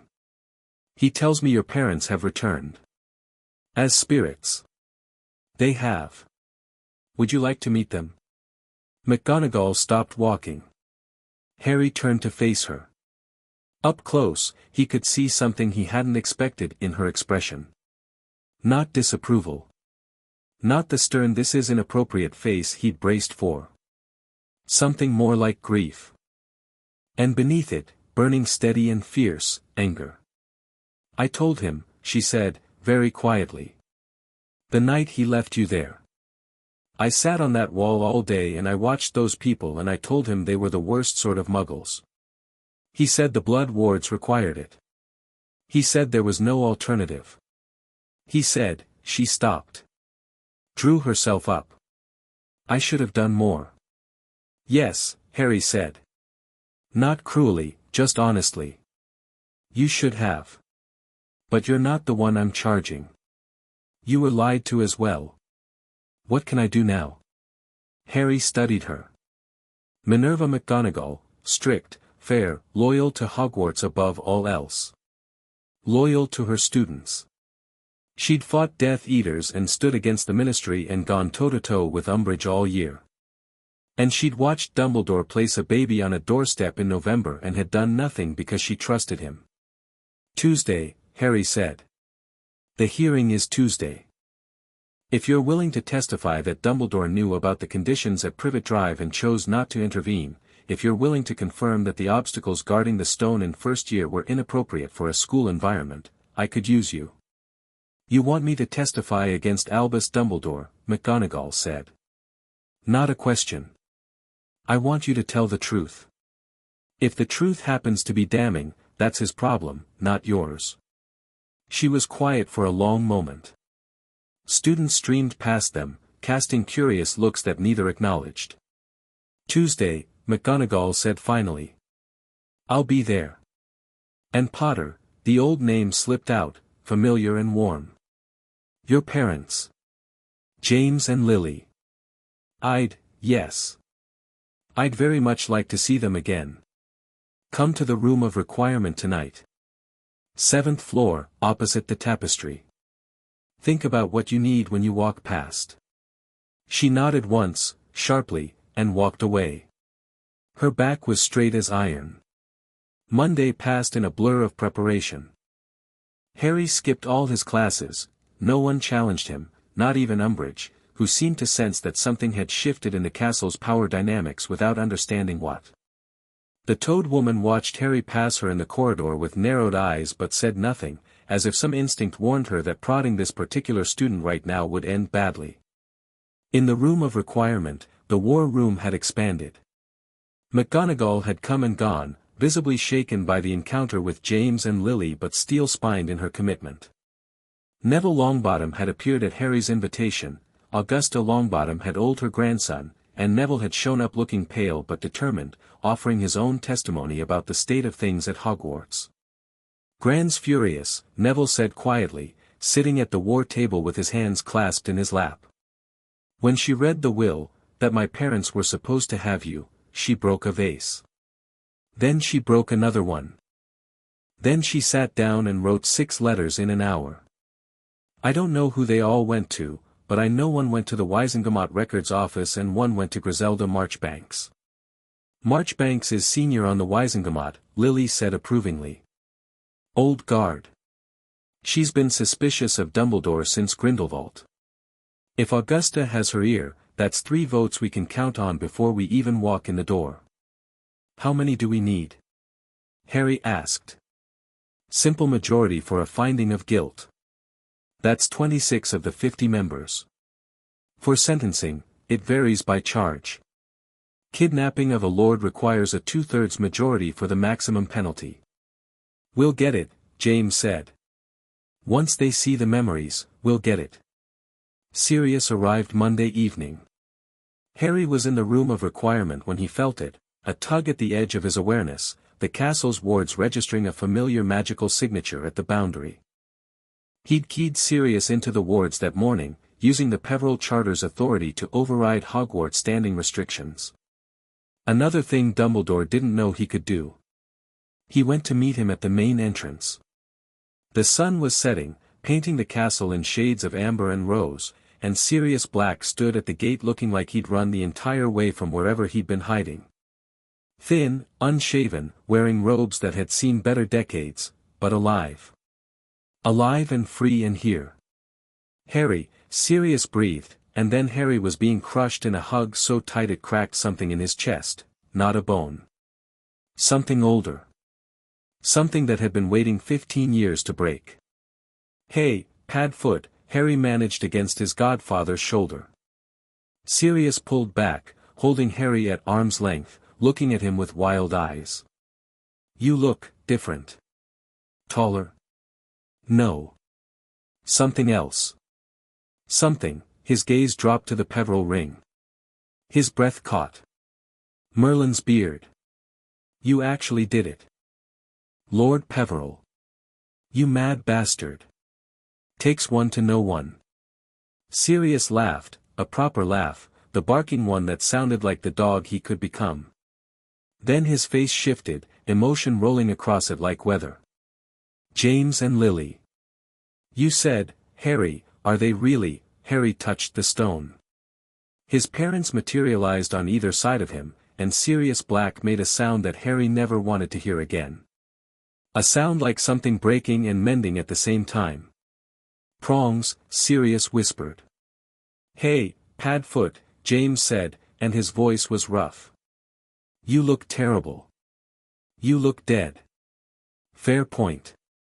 They stared at each other. 15 years of grief and guilt and Azkaban and death hung between them like a curtain. Then James stepped forward, drifted forward, and raised one translucent hand. Sirius lifted his own. Their palms met, and something happened at the intersection, a warmth, a glow, a pulse of magic that was visible to the naked eye. I'm sorry, Sirius said. James, I'm so sorry. Peter, I convinced you to switch to Peter, I know, James said. I watched. I saw everything, Azkaban, the escape, all of it. And I'm not angry at you, Padfoot. I was never angry at you. You were trying to protect us. The rat betrayed everyone. Sirius turned to Lily. Lily, if you apologize to me, I'll find a way to slap you from beyond the grave, Lily said firmly. You have nothing to apologize for. Now stop crying and come inside. We have work to do and you have a trial to survive. A trial? Sirius wiped his face with the back of his hand, not even pretending dignity. Your trial, Harry said, guiding him toward the castle. Or rather, your lack of one. It's part of our case against Dumbledore. He was chief warlock when you were arrested. He could have demanded a trial. He could have insisted on Veritaserum. He did nothing, let you rot in Azkaban for 12 years without lifting a finger. Because if you were free, you'd have taken custody of me. And he needed me at Privet Drive. Sirius stopped walking. The look on his face wasn't grief anymore. It was fury, pure, crystalline, volcanic. He let me go to Azkaban, Sirius said slowly, because he wanted to keep you with the Dursleys. Yes.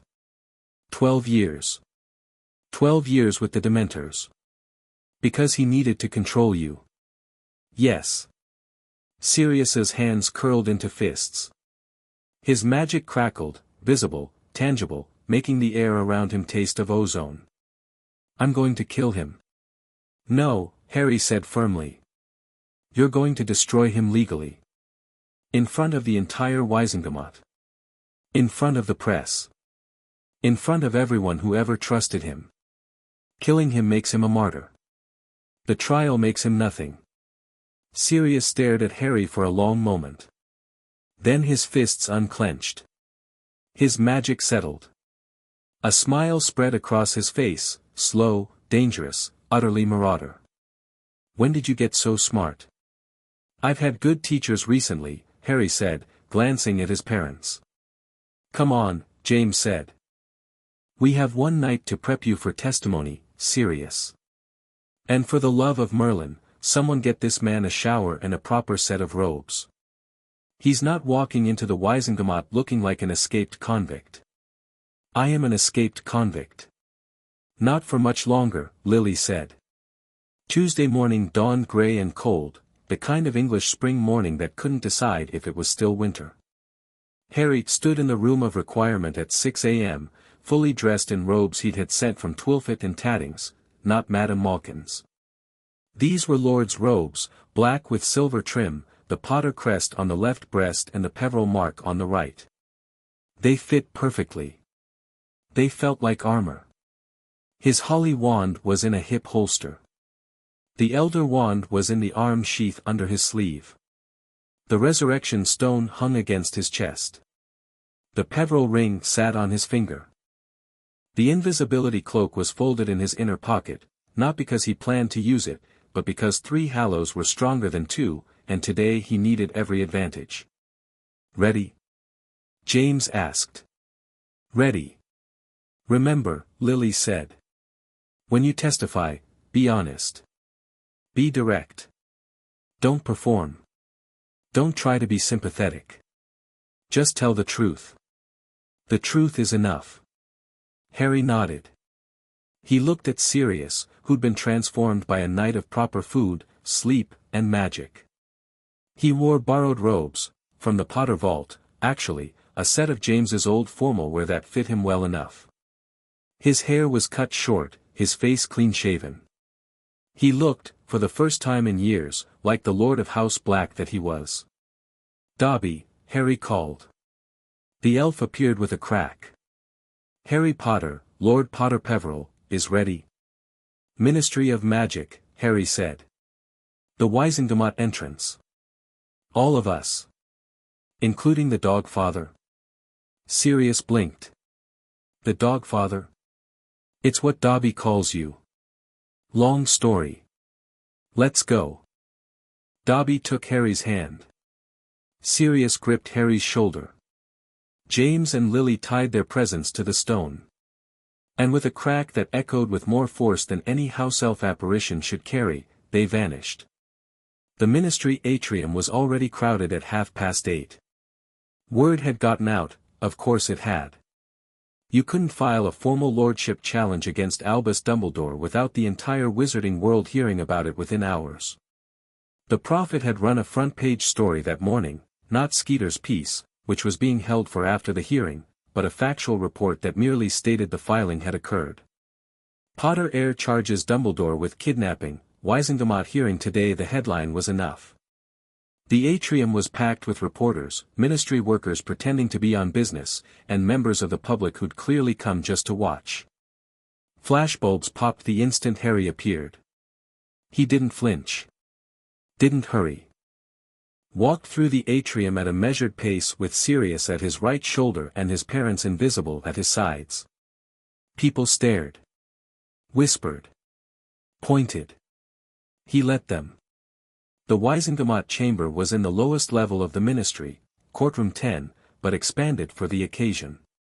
When Harry descended in the lift and walked through the heavy doors, the chamber had been magically widened to accommodate the full body of 50 members plus observers. The benches rose in tiers on 3 sides, dark wood and purple hangings, already filling with witches and wizards in plum-colored robes. Augusta Longbottom was already seated. She caught Harry's eye and gave a single, sharp nod. Beside her, Griselda Marchbanks, ancient, fierce-eyed, leaning forward in her seat with obvious interest. On the opposite bench, Harry spotted faces less friendly, Lucius Malfoy's pale head among them, watching with an expression of carefully manufactured neutrality. The chair at the center of the highest bench, the Chief Warlock's seat, was empty. Beside it, a placard had been placed, presiding, Amelia Bones, head of the DMLE. Amelia Bones sat 2 seats down from the empty chair. She was a square-jawed woman with a monocle and an expression that suggested she had absolutely no patience for drama, politics, or wasted time. When Harry entered, her gaze tracked him with professional assessment, nothing hostile, nothing friendly. Just evaluation. The prosecution bench, Harry's bench, was to the left of the chamber floor. Harry took his seat. Sirius sat behind him in the witness gallery. McGonagall was already there, ramrod straight in her best robes. The defense bench was to the right. It was empty. At precisely 9 o'clock, the doors opened again. Dumbledore entered alone. He wore plain robes, not his usual eccentric finery, but simple dark blue, unadorned. His beard was neatly groomed, his half-moon spectacles polished. He walked with quiet dignity to the defense bench and sat. He did not look at Harry. "This hearing is now in session," Amelia Bones said, her voice carrying through the chamber without amplification. "The matter before this body is a formal challenge filed by Lord Harry James Potter Peverell against Albus Percival Wulfric Brian Dumbledore, on charges of unlawful guardianship, violation of a sealed magical testament, financial mismanagement of a minor's estate, and abuse through negligence. The challenge has been seconded by the Lady Augusta Longbottom of the ancient and noble house of Longbottom." She paused. "Let the word settle. Lord Potter Peverell. You have the floor." Harry stood. The chamber was silent, 50 Wizengamot members, 24 observers, a dozen reporters, all staring at a 15-year-old boy in lord's robes. He felt the weight of it. Let it settle on his shoulders. And then set it aside, because it didn't matter. "Members of the Wizengamot," Harry said, and his voice didn't waver. "On the night of October 31st, 1981, my parents were murdered by Lord Voldemort." A ripple of flinches through the chamber. Harry ignored it. 3 days later, Albus Dumbledore placed me on the doorstep of number 4, Privet Drive, Little Whinging, Surrey. He left me there, an infant, in November, with a letter. Not with my godfather, Sirius Black, who was named in my parents' will. Not with the Longbottoms, who were named second. Not with Remus Lupin, named third. Not with Amelia Bones. He let his gaze rest on the presiding witch, whose monocle had dropped. Named fourth. He left me with Petunia Dursley. My parents will explicitly, specifically, unequivocally forbade this. The will also explicitly forbade Dumbledore himself from taking guardianship. He sealed the will to prevent anyone from knowing this. Then he assumed guardianship and controlled my life for 14 years. Harry reached into his robes and produced the will, the original, Gringotts verified copy. "I would like to submit this document as evidence. The last will and testament of James and Lily Potter, sealed by order of the Wizengamot on November 3, 1981, at the personal request of Albus Dumbledore." A court clerk hurried forward to take the document. It was passed to Amelia Bones, who read it. Her face didn't change, but her hand tightened on the parchment until her knuckles went white. "The will is authenticated," Bones said. "Gringotts verification confirmed. Let it be entered into evidence." "The will speaks for itself," Harry continued. "But I want the court to understand why it matters. Not just legally, personally. Because the home Dumbledore chose for me was not a home. It was a prison." He told them. Not dramatically, not with tears or theatrical pauses. He told them the way you tell a doctor about an injury, factually, precisely, without embellishment. The cupboard under the stairs for 10 years. The meals withheld as punishment. Dudley's hand-me-downs 3 sizes too large. Vernon's backhand when Harry asked questions. The bars on his window at 12. Being told his parents were drunks who died in a car crash. Being punished for accidental magic. Being starved every summer when he returned from Hogwarts. The chamber was deathly silent. Several Wizengamot members had gone pale. Augusta Longbottom's face was carved from granite, her knuckles white around the arm of her bench. Even Lucius Malfoy, who Harry had expected to look smug, appeared genuinely disturbed, a flicker of something almost human crossing his aristocratic features. "I'm not telling you this for sympathy," Harry said. "I'm telling you this because Albus Dumbledore knew. He had a spy living on Privet Drive, a squib named Arabella Figg, paid from my own vault to monitor me. She reported to him regularly. He knew about the cupboard. He knew about the hunger. He knew about the abuse. And he left me there because a suffering child was more useful to him than a happy one. Harry sat down. The silence lasted 4 seconds. Then the chamber erupted. It took Amelia Bones 3 minutes to restore order. She did it without shouting, just sat there with her monocle fixed and her gavel raised until the noise died of its own accord. "The accused will now have the opportunity to respond," she said. "Mr. Dumbledore." Dumbledore rose slowly. He looked out at the chamber, at the 50 faces staring at him, some horrified, some angry, some waiting to be convinced. "I will not deny the facts as Lord Potter Peverell has presented them," Dumbledore said.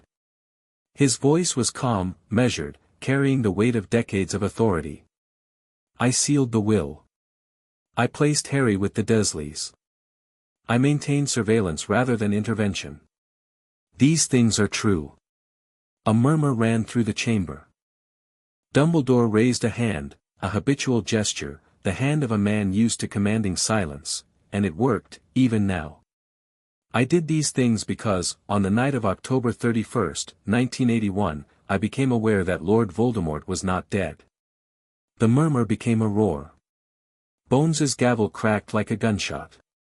"Order. You will have order or I will clear this chamber." Silence, grudging and electric. "Voldemort survived," Dumbledore continued, "through the use of soul magic so dark that most wizards cannot conceive of it. He had created anchors, fragments of his soul hidden in objects throughout Britain.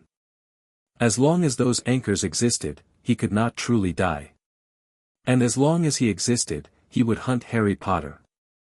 The blood wards at Privet Drive, based on Lily Potter's sacrifice, were the only protection I could devise that would hold against a being who had transcended normal death. They required Harry to live with a blood relative. Petunia Dursley was the only living blood relative available." He turned to face Harry directly. "I knew the home was unkind. I knew it was," a pause. "Something that might have been pain. Inadequate. I believed, wrongly, perhaps, that alive and unhappy was better than dead. I made a calculation. I do not claim it was the right calculation. But it was not made from malice." "Mr. Dumbledore," Amelia Bones said. "You state the blood wards required a blood relative. Can you explain to this body why the named guardians in the Potter will were rejected without consideration? Sirius Black was arrested for the murder of Peter Pettigrew and 12 Muggles without a trial," Bones cut in. "As Chief Warlock, you had the authority to demand a trial. Did you?" Dumbledore hesitated. The first time Harry had ever seen him hesitate in public. "I did not." "Why?" "I believed the evidence was clear at the time. The evidence was an exploded street and a finger," Bones said flatly. "No Veritaserum. No prior incantato on Black's wand. No investigation into the Fidelius charm and who was actually secret keeper. These are standard procedures, Mr. Dumbledore. You are aware of them." "I am." "And you chose not to pursue them." "I did. Because if Sirius Black had been found innocent," Bones said, and her voice had gone cold, precise, surgical, "he would have taken custody of Harry Potter. And you needed Harry Potter at Privet Drive. It wasn't a question." Dumbledore didn't answer it. "The Longbottoms," Bones continued. "Named second in the will. They were attacked and incapacitated in January of 1982, 3 months after Harry's placement. Before that attack, were they considered as guardians?" "They were, not approached," Dumbledore admitted.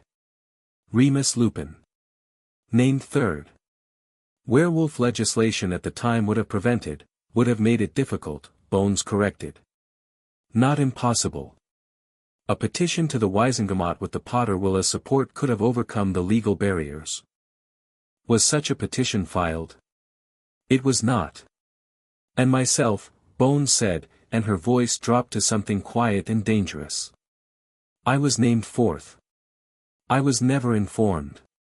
"Was there a reason for that, Mr. Dumbledore? Some legal barrier?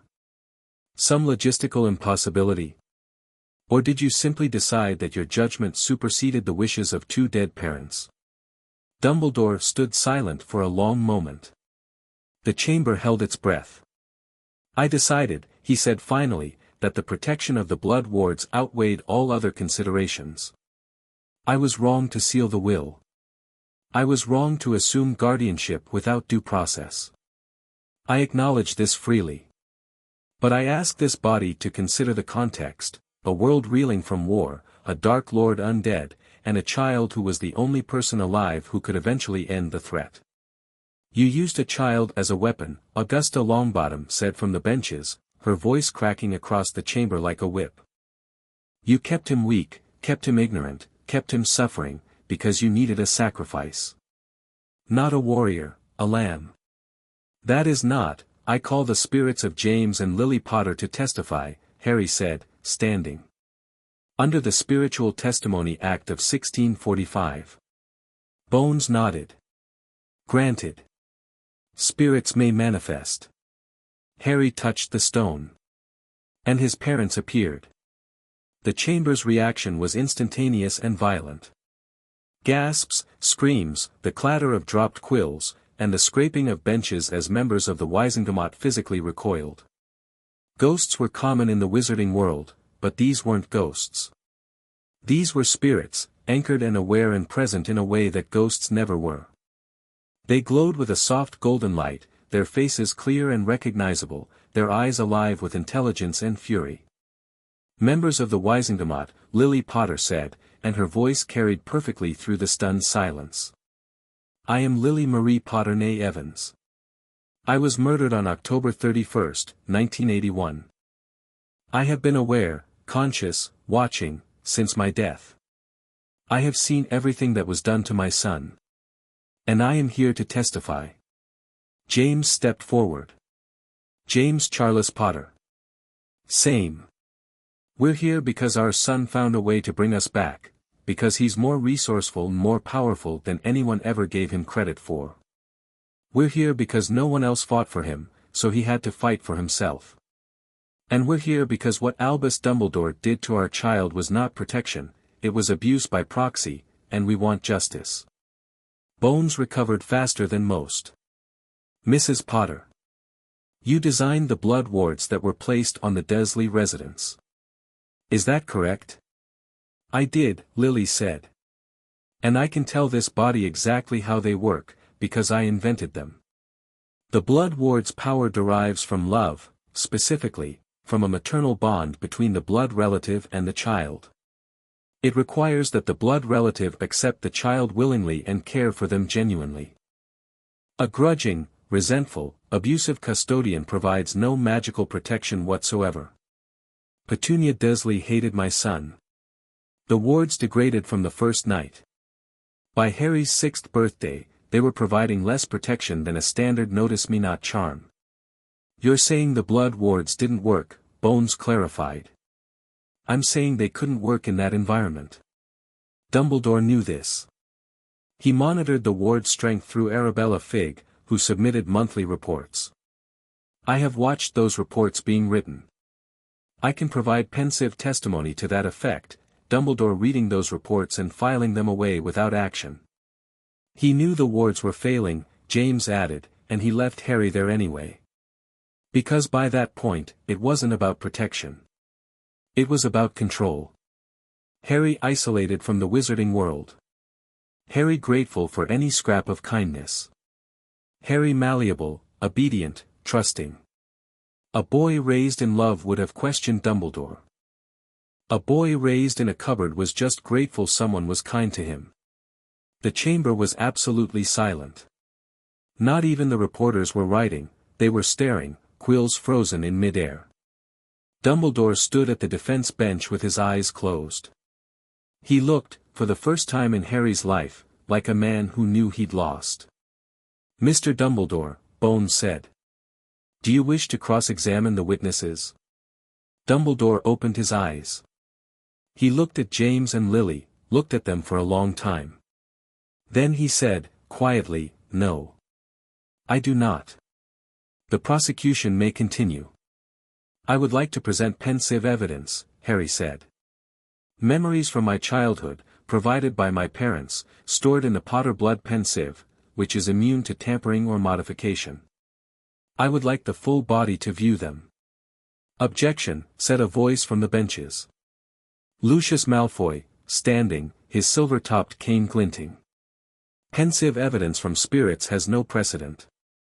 The chain of custody, the Magical Evidence Act of 1753, Lily said coolly, establishes that memories stored in a blood-keyed pensive are admissible without chain of custody verification, as the blood key itself prevents any modification by anyone other than the bloodline holder. This is established law, Lord Malfoy. Would you like me to cite the specific provision? Malfoy sat down.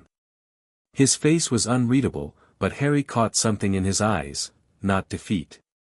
Calculation. The man was thinking. Weighing options. Harry filed that away for later.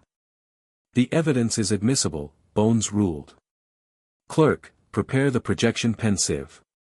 They watched Harry's childhood. Not all of it, Lily had selected carefully. Key moments. Representative moments. A 4-year-old Harry being screamed at for burning toast, thrown into the cupboard, the door slamming, darkness. A 7-year-old Harry wearing Dudley's elephant-sized clothes, being laughed at by schoolchildren while his aunt watched and said nothing. A 9-year-old Harry on the roof of the school, put there by accidental magic, being hauled down and beaten for freakishness. The 11-year-old Harry reading his Hogwarts letter for the first time, the address written to the cupboard under the stairs, while the Wizengamot sat in ringing silence and stared at the truth. And then Hogwarts. The Philosopher's Stone, the trail of clues laid out like breadcrumbs for a child. The troll in the bathroom on Halloween while Dumbledore did nothing. The final confrontation with Quirrell Voldemort, an 11-year-old burning a man's face off with his bare hands and waking up in the hospital wing to Dumbledore's gentle, twinkling explanation that it was all fine. The Basilisk. 12 years old, alone in the Chamber of Secrets, dying of venom, killing a 60-foot serpent while the adults argued upstairs. Dumbledore's phoenix arriving, not Dumbledore himself. Never Dumbledore himself.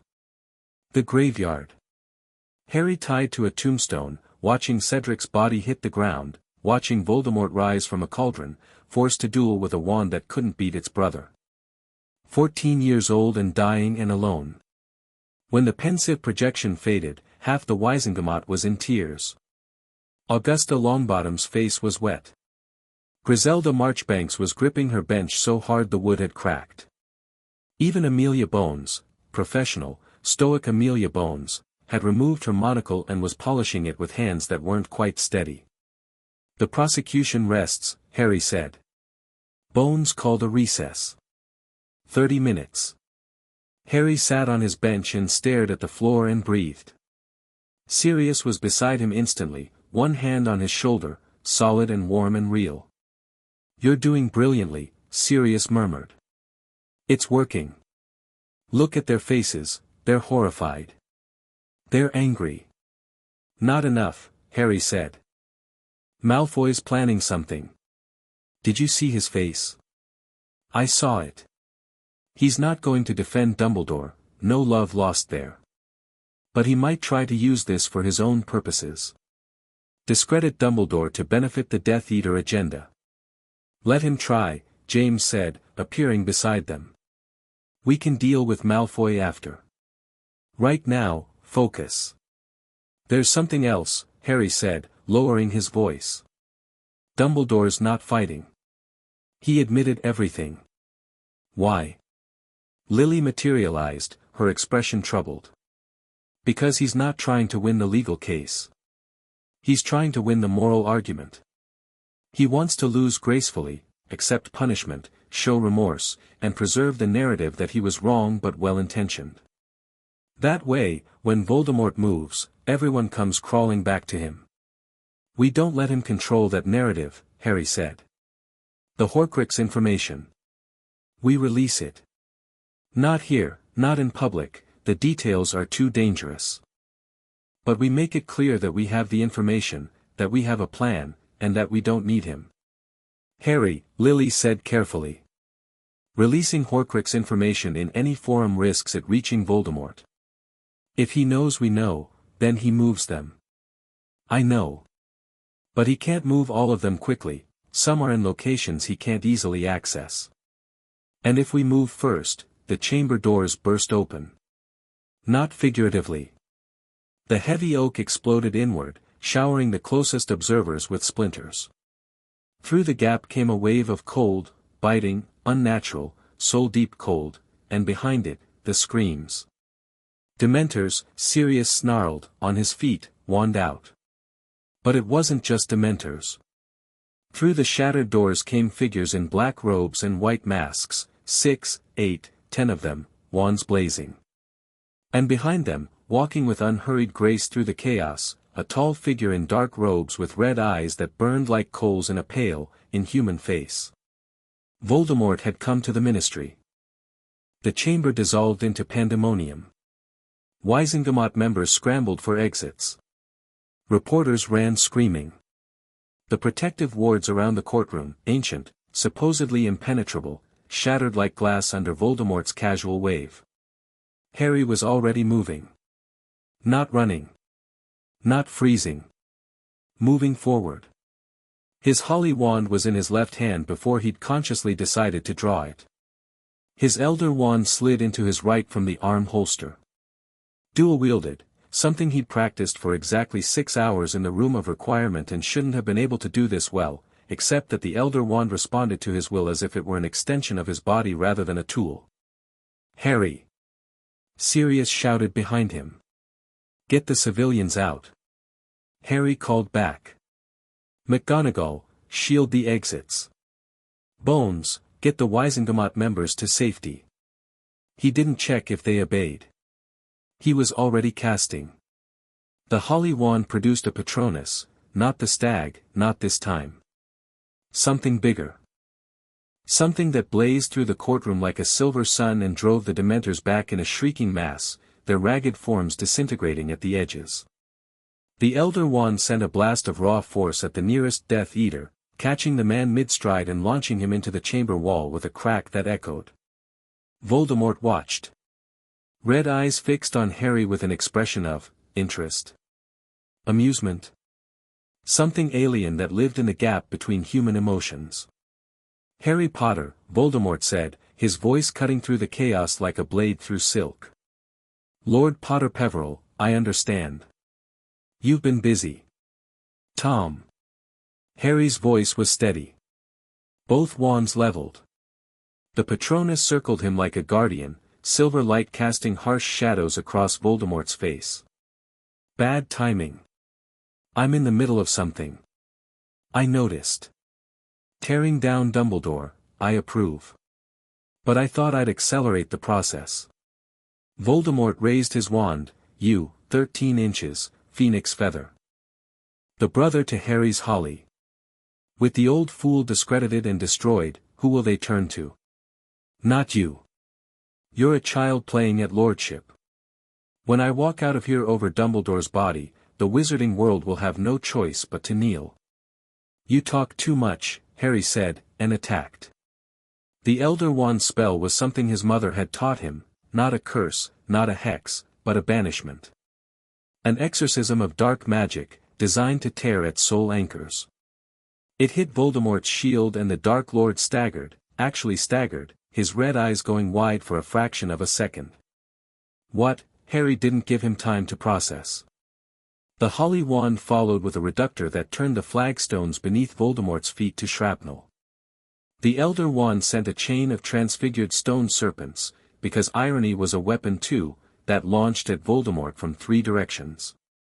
The holly wand cast another Patronus, smaller, faster, sent like a missile directly at Voldemort's face. Voldemort recovered. Of course he did, he was still the most dangerous dark wizard alive, and surprise only lasted so long. His counterspells were vicious, elegant, faster than anything Harry had faced before. But Harry wasn't fighting alone. Down! James roared, and Harry dropped. A killing curse sailed over his head, not from Voldemort. A Death Eater flanking right, and Harry hadn't seen him. James had. Left shoulder, move now, Harry rolled. Another curse missed him by inches. He came up firing, Elder Wand at the Death Eater, Holy Wand maintaining the Patronus that was the only thing keeping the Dementors at bay. The Death Eater went down, hit by a spell that should have been beyond Harry's power level, but the Elder Wand made everything more powerful, more precise, more devastating. Behind him, Sirius was dueling two Death Eaters simultaneously, laughing like a madman, his fighting style wild and unpredictable and brutally effective. McGonagall had transformed the judges' benches into a wall of animated stone guardians that were methodically dismantling a third Death Eater's defenses. Amelia Bones was fighting beside her Aurors with cold precision, her spellwork economical and deadly. And Dumbledore stood in the center of the chaos, untouched, his own wand raised. But he wasn't fighting Voldemort. He was watching Harry fight Voldemort. Watching with an expression that Harry couldn't read and didn't have time to analyze. Albus! Voldemort screamed, finally acknowledging the old wizard. Come to die at last? Tom, Dumbledore said quietly. I think you'll find the situation has changed. Voldemort's red eyes flicked between Dumbledore and Harry. Between the old wizard who'd been his nemesis for decades and the boy who'd just hit him with magic he couldn't identify. Between the known threat and the unknown one. He chose Harry. The killing curse was green and fast and inevitable. Harry saw it coming, saw it leave Voldemort's wand with that distinctive flash, saw the air part around it, saw his own death approaching at the speed of light. The Elder Wand moved without conscious thought. Harry brought it up and commanded, not a shield, not a dodge, but something deeper, something that came from the Peverell ring and the stone against his chest and the cloak in his pocket. Something that said I am the master of death and death does not touch me without my permission. The killing curse struck the Elder Wand's tip and stopped. Not deflected. Not absorbed. Stopped. Held in place, a ball of green fire hovering an inch from Harry's wand, contained by a force that neither Harry nor Voldemort fully understood. The chamber went silent. Even the fighting paused. Every eye was on Harry Potter, holding a killing curse in stasis, his face illuminated by green fire that should have ended his life. No, Harry said, and pushed. The curse reversed. Not as a killing curse, transformed, transmuted, sent back as a wave of silver-white light that slammed into Voldemort's shield with the force of a freight train. The Dark Lord flew backward, crashed through the chamber wall, and vanished into the corridor beyond in a shower of stone and dust. Harry stood breathing, both wands raised, the Peverell ring blazing on his hand. From the corridor, a scream of rage, inhuman, terrible, and then the crack of disapparition. The Death Eaters vanished moments later, following their master, leaving behind 3 of their number unconscious on the chamber floor and a room full of shattered stone and stunned witnesses. Silence. Absolute, ringing silence. Then Amelia Bones said, very calmly, I believe we were in the middle of a hearing. It took an hour to restore the chamber. Repair crews from the Department of Magical Maintenance worked frantically while Aurors secured the perimeter and the injured were treated. The Wizengamot members who'd fled were rounded up and returned, none had been seriously hurt, thanks to the speed of Harry's response and the defensive actions of McGonagall and Bones. When the chamber was reassembled, scarred, patched, but functional, Amelia Bones called the hearing back to order. Her voice was steady. Her hands were not. Before we continue, she said, I want to acknowledge what just occurred. Lord Voldemort attacked the Ministry of Magic during a Wizengamot hearing. He was driven back by Lord Potter Peverell. She paused. Let that settle. I note for the record that it was a 15-year-old lord who protected this chamber while the majority of its adult members fled. I also note that Albus Dumbledore, while present and armed, did not engage Voldemort in combat. Dumbledore said nothing. He was back at the defense bench, looking smaller than Harry had ever seen him. Not physically, he was still tall, still imposing, but something in his bearing had contracted. Diminished. As if the room had just watched his narrative crumble in real time. He'd stood there while Harry fought. The whole Wizengamot had seen it. The defense has already declined to cross-examine, Bones continued. Mr. Dumbledore, do you wish to present additional testimony or evidence in your defense? Dumbledore stood slowly. Only this, he said. I have heard the testimony. I have seen the evidence. I have, he removed his spectacles. Cleaned them. Put them back on. I have no defense that will satisfy this body. I believed I was protecting a child. I was wrong. I believed the ends justified the means. They did not. I submit myself to the judgment of this court. You're not going to fight it, someone asked from the benches. Elphias Doge, old friend of Dumbledore's, his voice quavering. No, Elphias, Dumbledore said gently. Because everything they've said is true. And I'm tired of pretending otherwise. Bones nodded. Then we proceed to deliberation. The charges are, unlawful assumption of guardianship over a minor lord, equivalent to kidnapping under the Charter of 1307. Violation of a sealed magical testament. Financial mismanagement of a minor's estate. Abuse through negligence of a minor in his care. The full body will vote on each charge separately. The voting was swift. On the first charge, unlawful guardianship, the vote was 43-7. Guilty. On the second, violation of the testament, 47-3. Guilty. On the third, financial mismanagement, unanimous. 50-0. Guilty. On the fourth, abuse through negligence, the chamber was silent for a long moment before the votes were cast. 41-9. Guilty. Albus Percival Wulfric Brian Dumbledore, Amelia Bones said, you have been found guilty on all charges by this body. Sentencing will reflect the severity of the offenses and your willingness to accept judgment. You are stripped of the following positions: Chief Warlock of the Wizengamot. Supreme Mugwump of the International Confederation of Wizards. Headmaster of Hogwarts School of Witchcraft and Wizardry. Dumbledore stood motionless. Your wand will not be snapped, Bones continued, given the active threat of Lord Voldemort and the demonstrated need for able defenders. However, you are placed under magical probation for a period of 20 years. You are forbidden from any contact with Lord Potter Peverell without his explicit consent. You are forbidden from holding any position of authority over minors. And you will make full financial restitution to the Potter estate for all unauthorized withdrawals, with interest, within 90 days. Additionally, Bones said, and something fierce entered her voice, this body orders an immediate review of the case of Sirius Orion Black. If Lord Black was denied a trial due to Dumbledore's negligence or intent, this body will see justice done. Mr. Black, she looked at Sirius, sitting in the witness gallery with tears streaming unashamedly down his face. You will have your trial. Today, if you're willing. Today, Sirius said hoarsely. Right now. Please. Bones nodded. Then we have one more matter to address. Lord Potter Peverell approached the bench. Harry stood. Walked forward.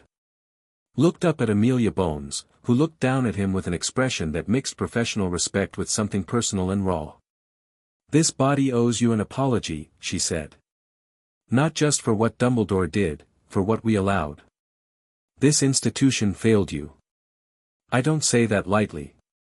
As someone named in your parents' will, her voice cracked, just slightly. She recovered. As someone who could have been your guardian, had I been informed, I am personally sorry. Thank you, Harry said. But I don't need apologies. I need action. Voldemort just attacked the Ministry in broad daylight. He's not going to stop. I have the knowledge and the resources to fight him, and I'm going to, with or without this body's support. But I'd rather have it. You have it, Augusta Longbottom said from the benches. And mine, said Griselda Marchbanks. One by one, voices from the Wizengamot. Not all, not the silent contingent on the far benches where Malfoy sat, watching with those calculating grey eyes. But enough. More than enough. Then we have work to do, Harry said. Starting with Sirius's trial. And after that, we go to war. He turned and walked back to his bench. James and Lily flanked him, visible to the entire chamber now, glowing with that soft golden light. Sirius was on his feet, pulling Harry into another bone-crushing hug. You did it, Sirius whispered. You actually did it. We did it, Harry said. All of us. And in the defense bench, Albus Dumbledore sat alone, stripped of everything, title, position, authority, and watched the boy he tried to shape into a weapon walk away as something else entirely. Not a weapon. Not a pawn. Not a sacrifice. A lord. A leader. A son with his parents at his side. The hearing was over. The war was beginning. Sirius's trial lasted 45 minutes. Under Veritaserum, which he took willingly, eagerly, with the air of a man who'd been screaming the truth into a void for 13 years, he confirmed everything. Peter Pettigrew was the secret keeper. Peter Pettigrew was the spy. Peter Pettigrew had faked his death, framed Sirius, and was currently alive and serving Voldemort. The vote for exoneration was unanimous. Even the Death Eater contingent voted to clear him. They knew better than to defend Pettigrew when Voldemort himself had revealed the rat's servitude. When the verdict came down, Sirius stood in the middle of the courtroom and breathed. Just breathed. Free, officially, finally, for the first time in 14 years. Harry watched him from the gallery and felt something settle in his chest, another piece falling into place. Lord Black, Bones said formally. You are cleared of all charges. Full compensation for wrongful imprisonment will be discussed at a later date. You are free to go. One more thing, Sirius said, his voice rough but strengthening. As Lord Black, I'd like to formally register my claim as godfather to Harry James Potter Peverell. Regardless of Harry's emancipated status, I want it on the record. I want everyone to know whose kid he is. So noted, Bones said. A small smile cracked her professional facade. Congratulations, Lord Black. Congratulations to Harry, Sirius said, turning to the gallery with a grin that transformed his gaunt face. He's the one who pulled this off. I just showed up and looked pretty. Laughter. Actual laughter in the Wizengamot chamber, warm, relieved, cathartic. Harry felt himself smiling despite everything. They walked out of the ministry together, Harry, Sirius, James and Lily visible at their sides. The atrium was packed with people who'd heard what happened. The crowd parted before them. Camera flashes exploded from every direction. Reporters screamed questions. Harry didn't answer any of them. He walked straight through, head up, ring gleaming, parents shining, Godfather at his shoulder. Out through the visitors' entrance, into grey London light, and gone. Tomorrow, the prophet would run the story. Tomorrow, the world would know everything. Tomorrow, Voldemort would respond. But tonight, Harry was going home. To Potter Manor. To the house his family had owned for 600 years, now unwarded from Dumbledore's Fidelius, now open, now his. Tonight, for the first time in his life, Harry Potter was going home. Chapter 4, The Greater Good Burns. Potter Manor rose from the Cotswolds hills like something that had grown rather than been built.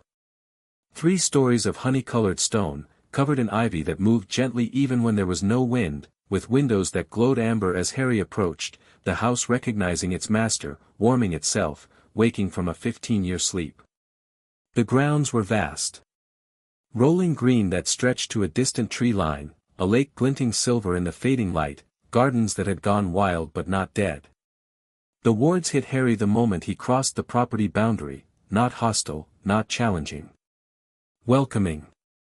A wave of magic that washed over him like warm water, reading his blood, his intent, his identity, and finding him acceptable. "Home," James said quietly. Harry stopped walking. Just stood there, at the end of the long gravel drive, looking at the house where his father had grown up. Where his grandparents had lived. Where he should have spent his childhood, running through those gardens, swimming in that lake, sleeping in a proper bed in a proper room with people who loved him. "It's beautiful," Harry said. "It's yours," Lily replied. "Every stone of it." Sirius stood beside Harry, and he was looking at the manor with an expression of such naked longing that it hurt to witness. "I spent half my summers here," he said. "After I ran away from Grimmauld Place, your grandparents took me in. Charles and Doria. They gave me a room. Never asked me to leave." "Which room?" Harry asked. "Third floor, east wing. Overlooked the lake." "It's still yours," Harry said simply. Sirius made a sound. Didn't say anything. Just made a sound that meant more than words could carry. They walked up the drive together. The front door, massive oak, iron-banded, carved with the Potter crest, swung open before Harry reached it. Inside was warmth and light and the smell of old wood and magic, and Harry thought, this is what it should have felt like. This is what home is supposed to be. A pop. 2. 3. 4. House elves, 4 of them, materializing in the entrance hall with expressions of disbelief and joy.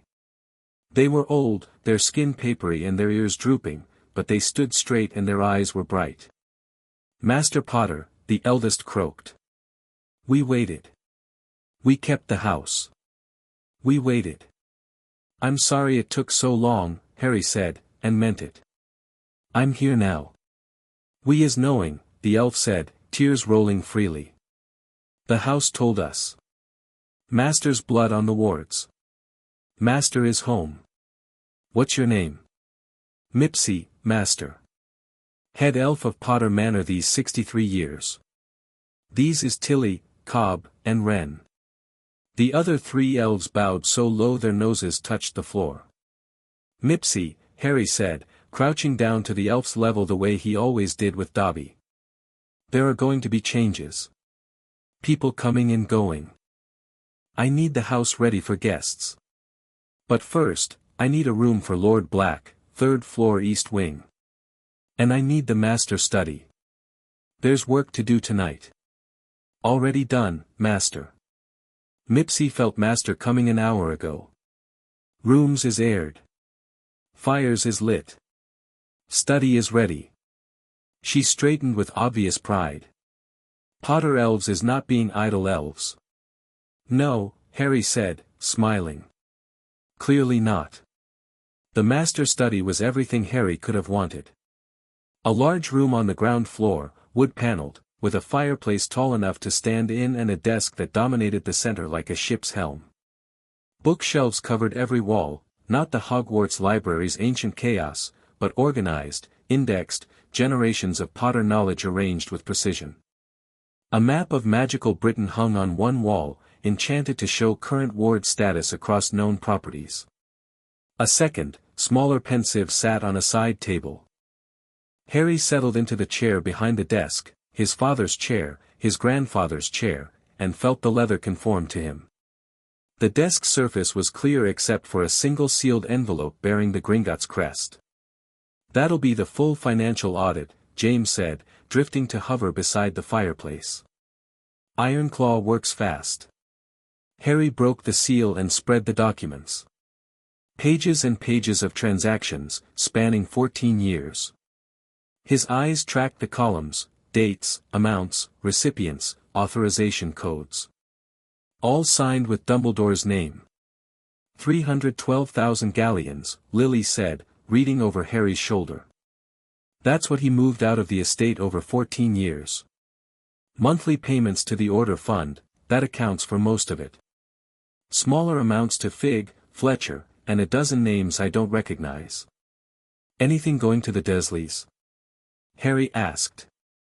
No, Lily said, her voice dark with implication. Nothing to the Dursleys. He didn't even pay them to keep you. They abused you for free. Some of these order payments went to legitimate operations, James said reluctantly. Safe houses, ward maintenance, intelligence gathering. He was fighting a war, or preparing for one. I don't think we can claim all of it was misuse. We don't need to, Harry said. The point isn't the money. The point is that he had no legal authority to spend it. Even if he'd used every canute to feed orphans, he still had no right. The will forbade him from guardianship. Everything that flowed from that guardianship, every withdrawal, every decision, every action taken in my name, is void. The restitution order gives him 90 days, Sirius said from the doorway. He'd found the third-floor room, changed into fresh clothes, actual Potter wardrobe, preserved perfectly by the elves, and looked more like himself than Harry had ever seen him. Think he can pay it? Dumbledore's personal fortune is modest, James said. He never cared about money. The Order Fund, which was Harry's money in the first place, was its own entity. He might have to sell property. The cottage in Godric's Hollow is his, I think. And there's a house in London. I don't care about the money, Harry said. I care about the precedent. I care about him never being able to do this again, to anyone. He set the Gringotts documents aside and pulled a fresh parchment toward him. Now. Horcruxes. The room's energy shifted. Sirius straightened in the doorway. James stopped pacing. Lily moved closer, her golden glow intensifying. Tell me everything, Harry said. All of them. Where they are, how to destroy them, and how fast we can move. Lily took a breath she didn't need. The diary, destroyed. You handled that at 12. The ring, Marvolo Gaunt's ring, which also holds the resurrection stone, which you now possess. The stone is separated from the Horcrux, the fragment was in the ring's setting, not the stone itself. It's still in the Gaunt shack, still cursed, still active. Dumbledore was planning to retrieve it this summer, James added. The curse on it would have destroyed his hand, slowly killing him over the course of a year. That was his plan, die on his own terms, sacrifice himself dramatically, and leave Harry to finish the hunt alone. Dramatic old bastard, Sirius muttered. The locket, Lily continued. Slytherin's locket. It was hidden in a cave, a sea cave on the coast where Tom Riddle tortured children from his orphanage. Dumbledore knew the location. What he didn't know is that the locket was already gone. A house elf named Creature, Sirius said sharply. My family's elf. Your brother's elf, really. Regulus Black took the locket from the cave in 1979. He died in the attempt, but Creature survived and brought the locket back to Grimmauld Place. It's there now, in the drawing room, hidden with the other Black family artifacts. Sirius was very still. Regulus. My brother retrieved a Horcrux. He died a hero, James said quietly. He ordered Creature to destroy it, but Creature couldn't. Horcruxes resist normal magic. It's sat there ever since, hurting that elf, driving him mad with guilt. Sirius closed his eyes. When he opened them, there was something fierce in them, a resolution. I'll get it. Tonight. Creature will give it to me. The cup of Hufflepuff, Lily said. It's in the Lestrange vault at Gringotts.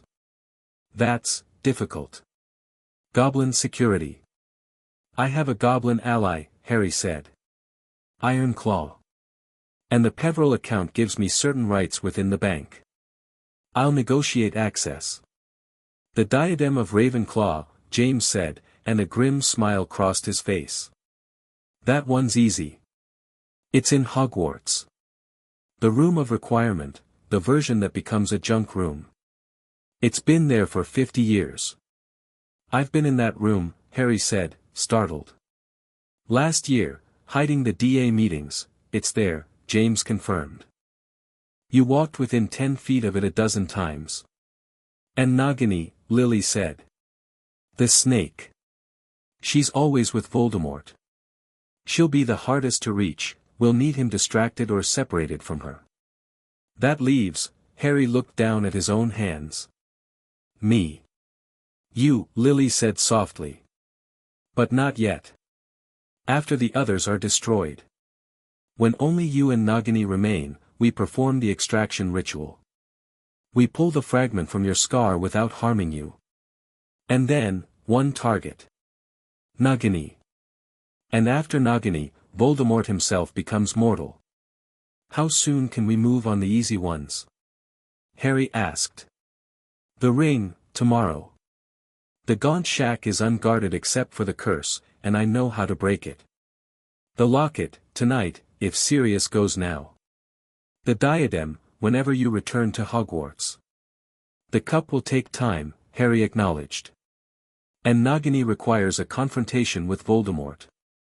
But if we can destroy 4 Horcruxes this week, 3, Sirius corrected. I'll get the locket tonight, but we still need to destroy it. What destroys a Horcrux? Basilisk venom, Harry said. Which I have access to, the basilisk I killed is still in the Chamber of Secrets. Fiend fire. Or, he looked at the Elder Wand on the desk. Enough raw magical force, channeled with the right intent. The sword of Gryffindor absorbed basilisk venom when you killed the serpent, Lily said. It's goblin-made, it takes in only that which makes it stronger. The sword can destroy Horcruxes. Where's the sword now? Dumbledore's office, James said. Which he no longer occupies as of today. Harry smiled. It wasn't a nice smile. Then I'll collect it when I go back for the diadem. Along with anything else he's been keeping that belongs to me. Sirius left for Grimmauld Place by Floo at 9:30. The manor's connection was old but functional, the elves had maintained it, like everything else, against the day a Potter would return. He stepped into green flame and vanished with a look of grim purpose, and Harry was left alone with his parents in the study. Not alone. The manor was full, the elves bustling, the house itself humming with a contentment that was almost audible. But in the study, with the fire crackling and the night pressing against the windows, it was quiet enough to think. The extraction ritual, Harry said without preamble. Tell me about it. Lily's expression shifted.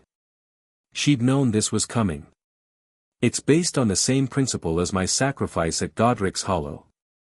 Love magic, the most powerful force in existence, and the one Voldemort has never understood or been able to counter. I need specifics, Mum. Not reassurance. She smiled slightly at the "Mum," it still lit her up every time he said it. The Horcrux in your scar is anchored to your soul through the wound Voldemort created when he tried to kill you. It's parasitic, feeding on your magic, creating the connection between your minds. To remove it, we need to sever that anchor without damaging your own soul. And you can do that. The resurrection stone can touch the boundary between life and death. The fragment in your scar is dead, it's a piece of a soul that was torn away through murder. It doesn't belong in the living world. The stone can call it back to where it belongs, pull it through the boundary and dissolve it. But the fragment is attached to me, Harry said. If you pull it, you'll feel it, Lily said directly. It will feel like dying. Because part of what it's anchored to is your own experience of death, the killing curse that struck you as a baby. The stone will replay that moment. You'll experience it again. And then it will be over. Will I actually die? No. Lily's voice was absolute. Because I'll be there. My sacrifice, the love that saved you the first time, it's still in your blood, Harry. It's what kept you alive then, and it's what will keep you alive during the extraction. The fragment will be pulled free. You'll remain. You're certain. I am certain. Harry nodded. He'd needed to hear it, not the vague reassurances Dumbledore would have given, all gentle smiles and implied nobility in death. He'd needed the mechanism. The logic. The certainty that his mother, who had designed the magic that saved his life, could design the magic that would finish the job. After the other Horcruxes, Harry said. After the others, Lily confirmed. The fire crackled. Harry leaned back in his chair and let himself feel, just for a moment, the strangeness and the rightness of being here. In this house. In this chair. With his parents present, planning his survival instead of his martyrdom. "Mom," he said. "Dad." "Yeah." James said. "Thank you. For fighting for me. I know you couldn't before. But now, Harry." James's voice was thick. "We would burn down the entire world for you. And we very nearly are." Sirius returned at midnight, carrying a heavy gold locket that thrummed with an oily, nauseating magic that Harry could feel across the room. He set it on the desk and stepped back quickly, wiping his hands on his robes. "Creature gave it up," Sirius said. "Didn't even fight me.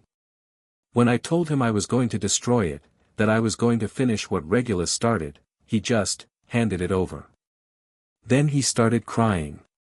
63 years he's been carrying that guilt." "Is he all right?" Lily asked. "Better than he's been in decades, I think. I told him about Regulus, what he did, how brave it was. I don't think anyone ever told him that before. Sirius ran a hand through his hair. "I've been terrible to that elf. I hated him because he reminded me of my family. But he was loyal to my brother until it killed him. I owe him better." Harry looked at the locket. Even at a distance, it radiated wrongness, a cold, slithering malice that made his skin crawl. The Horcrux inside it was aware, in some primitive way. Angry at being disturbed. "We need the basilisk venom," Harry said. "Or the sword. We can't destroy this with regular magic. There might be another way." Lily was staring at the locket with a researcher's intensity, her head tilted, her lips moving silently. "The Elder Wand, Harry. Combined with the Peverell ring's death magic. A Horcrux is an unnatural anchor to life, it refuses death. If you channel enough death aspect magic through it, the ring can do that. The ring commands the boundary. It can push things across as easily as it pulls them back. Turn the stone's power outward instead of inward, force the soul fragment across the boundary instead of calling a spirit back from it." Harry picked up the Elder Wand. Felt it hum eagerly against his palm. He turned the Peverell ring on his finger, feeling its cold weight, its ancient authority.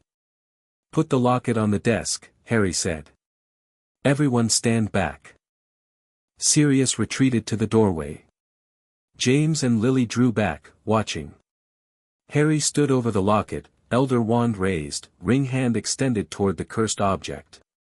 He could feel it, the fragment inside. Like a heartbeat that wasn't his own. A pulse of alien life, stubborn and parasitic, clinging to the physical world through sheer dark will. "Go," Harry said to it quietly. "You don't belong here." He pushed with the ring. Not a spell, a command. The Peverell Lord ordering death to do its work. The ring blazed cold on his finger, silver light streaming from the Hallows symbol into the locket. The Elder Wand amplified it, added force, intent, magical weight that tipped the scales. The locket screamed. Not audibly, magically. A psychic shriek that drove into Harry's mind like a spike. He gritted his teeth and pushed harder. The ring's light intensified. The locket's lid burst open, revealing a pulsing black mass inside, the Horcrux fragment, visible and writhing, trying to escape. Shadows erupted from the locket. Voices, Voldemort's voice, whispering, hissing, promising, threatening. Images, dark things, designed to find Harry's fears and exploit them. Harry ignored them. They were nothing. Shadows of a broken soul, powerless against a wizard who'd already faced the real thing and won. "Go," Harry said again, and the ring's light became blinding. The black mass thrashed, shrank, and then, with a final wail that vibrated in the stones of the manor itself, dissolved. Pulled across the boundary. Sent to wherever dead things went. The locket fell still. Empty. Just metal and gem now, beautiful and ancient and completely inert. Harry lowered his wand. His hand was shaking slightly. The ring dimmed to its usual subtle glow. "Two down," he said. Sirius was staring at him from the doorway. "Harry. What you just did, that wasn't, there's no spell for that." "No," Harry agreed. "There isn't. But there's a ring, and a wand, and a title that gives me authority over the boundary between life and death. Turns out that's fairly useful against objects that refuse to die." "Fairly useful," Sirius repeated faintly. "Right. Yes. Fairly useful. I need a drink." Wednesday morning brought owls. Dozens of them, flooding through the manor's windows with the dawn, carrying letters, invitations, pleas, demands, and threats. Harry sat at the breakfast table with a stack of correspondence that would have buried him if he'd tried to read it all. The Prophet's front page told him everything he needed to know about the world's reaction. Dumbledore found guilty on all charges, stripped of all titles. Boy who lived revealed as Lord of two ancient houses. Voldemort attacks Wizengamot, driven back by Potter. Peverell. Sirius Black exonerated, demands compensation. Rita Skeeter's piece ran on page 3, the exclusive Harry had promised her, delivered through Hermione the previous night. It was, Harry had to admit, brilliantly written. Skeeter had a gift for turning fact into narrative, and the story she'd woven, the orphan lord, the stolen inheritance, the corrupt guardian, the triumphant return, was the kind of thing that would dominate public conversation for weeks. Good. Let it dominate. Let everyone talk about Dumbledore's fall. Let Voldemort wonder what else Harry knew, what else Harry could do. "This one's from the minister," Sirius said, sorting through the stack. "Fudge wants a meeting. Probably wants to align himself with you now that you're popular. Bin it. This one's from the Greengrass family. Lord Greengrass offers his support and subtly suggests a marriage contract between you and his eldest daughter. Bin it. This one's from, oh." Sirius went quiet. "Remus." Harry looked up. Sirius was holding a letter written on cheap parchment in familiar, careful handwriting.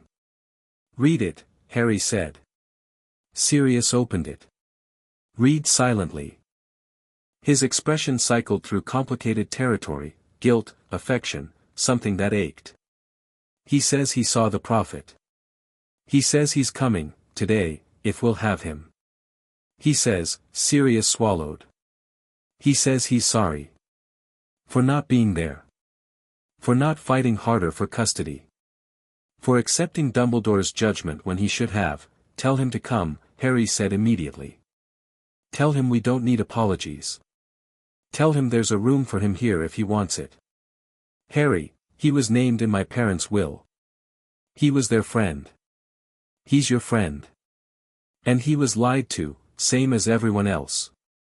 Tell him to come home." Sirius nodded, already reaching for parchment and quill. His hand was shaking. James, hovering near the window, said nothing. But the look on his face as he watched Sirius write, it was the look of a man watching something broken start to mend. The gaunt shack was exactly as unpleasant as Harry expected. They went at noon, Harry, James, and Lily, with Sirius as physical backup and Dobby as transport. The shack sat in a copse of dead trees outside the village of Little Hangleton, its walls rotting, its roof half collapsed, surrounded by an atmosphere of decay and dark magic that was palpable 50 yards out. "The ring is in there," Lily said. "Under the floorboards, near the hearth. Dumbledore planned to pick it up bare-handed, he was drawn to the resurrection stone. The curse on the ring is a withering hex, keyed to activate on skin contact. It would have spread from his hand to his entire body over approximately a year. You're saying Dumbledore would have touched a random ring in Voldemort's ancestral home without checking for curses first?" Sirius said skeptically. "The compulsion on the ring is specific to the resurrection stone," Lily explained. "It preys on the desire to see dead loved ones. For Dumbledore, that would be his sister, Ariana. The compulsion would have overwhelmed his caution. It wouldn't affect Harry. Harry already has us, James said simply. The compulsion works by promising what you don't have. He has nothing to promise Harry. Harry approached the shack. The wards were crude but nasty, Voldemort's early work, powerful but unsubtle. Compared to the protections Harry had already overcome in his life, the graveyard, the Department of Mysteries, the Triwizard tasks, they were almost insultingly simple. He dismantled them in 4 minutes, methodically, using techniques from the Potter Grimoire that were designed for exactly this kind of work. Inside, the shack was dark and foul. Harry crossed to the hearth, knelt, and pried up the loose floorboard his mother indicated. There, in the earth beneath, a small gold box. And inside the box, a ring. Marvolo Gaunt's ring. Heavy gold, set with a black stone, cracked down the middle, the Hallows symbol barely visible.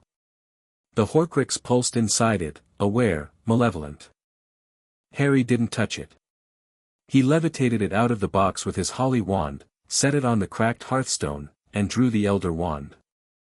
Same process as the locket. The ring's command. The boundary authority. The push, death claiming what belonged to it. This time was harder. The ring fought back. It was older than the locket, more deeply anchored, layered with Voldemort's earliest protections. The withering curse activated in response to the attack, lashing out blindly, seeking living flesh.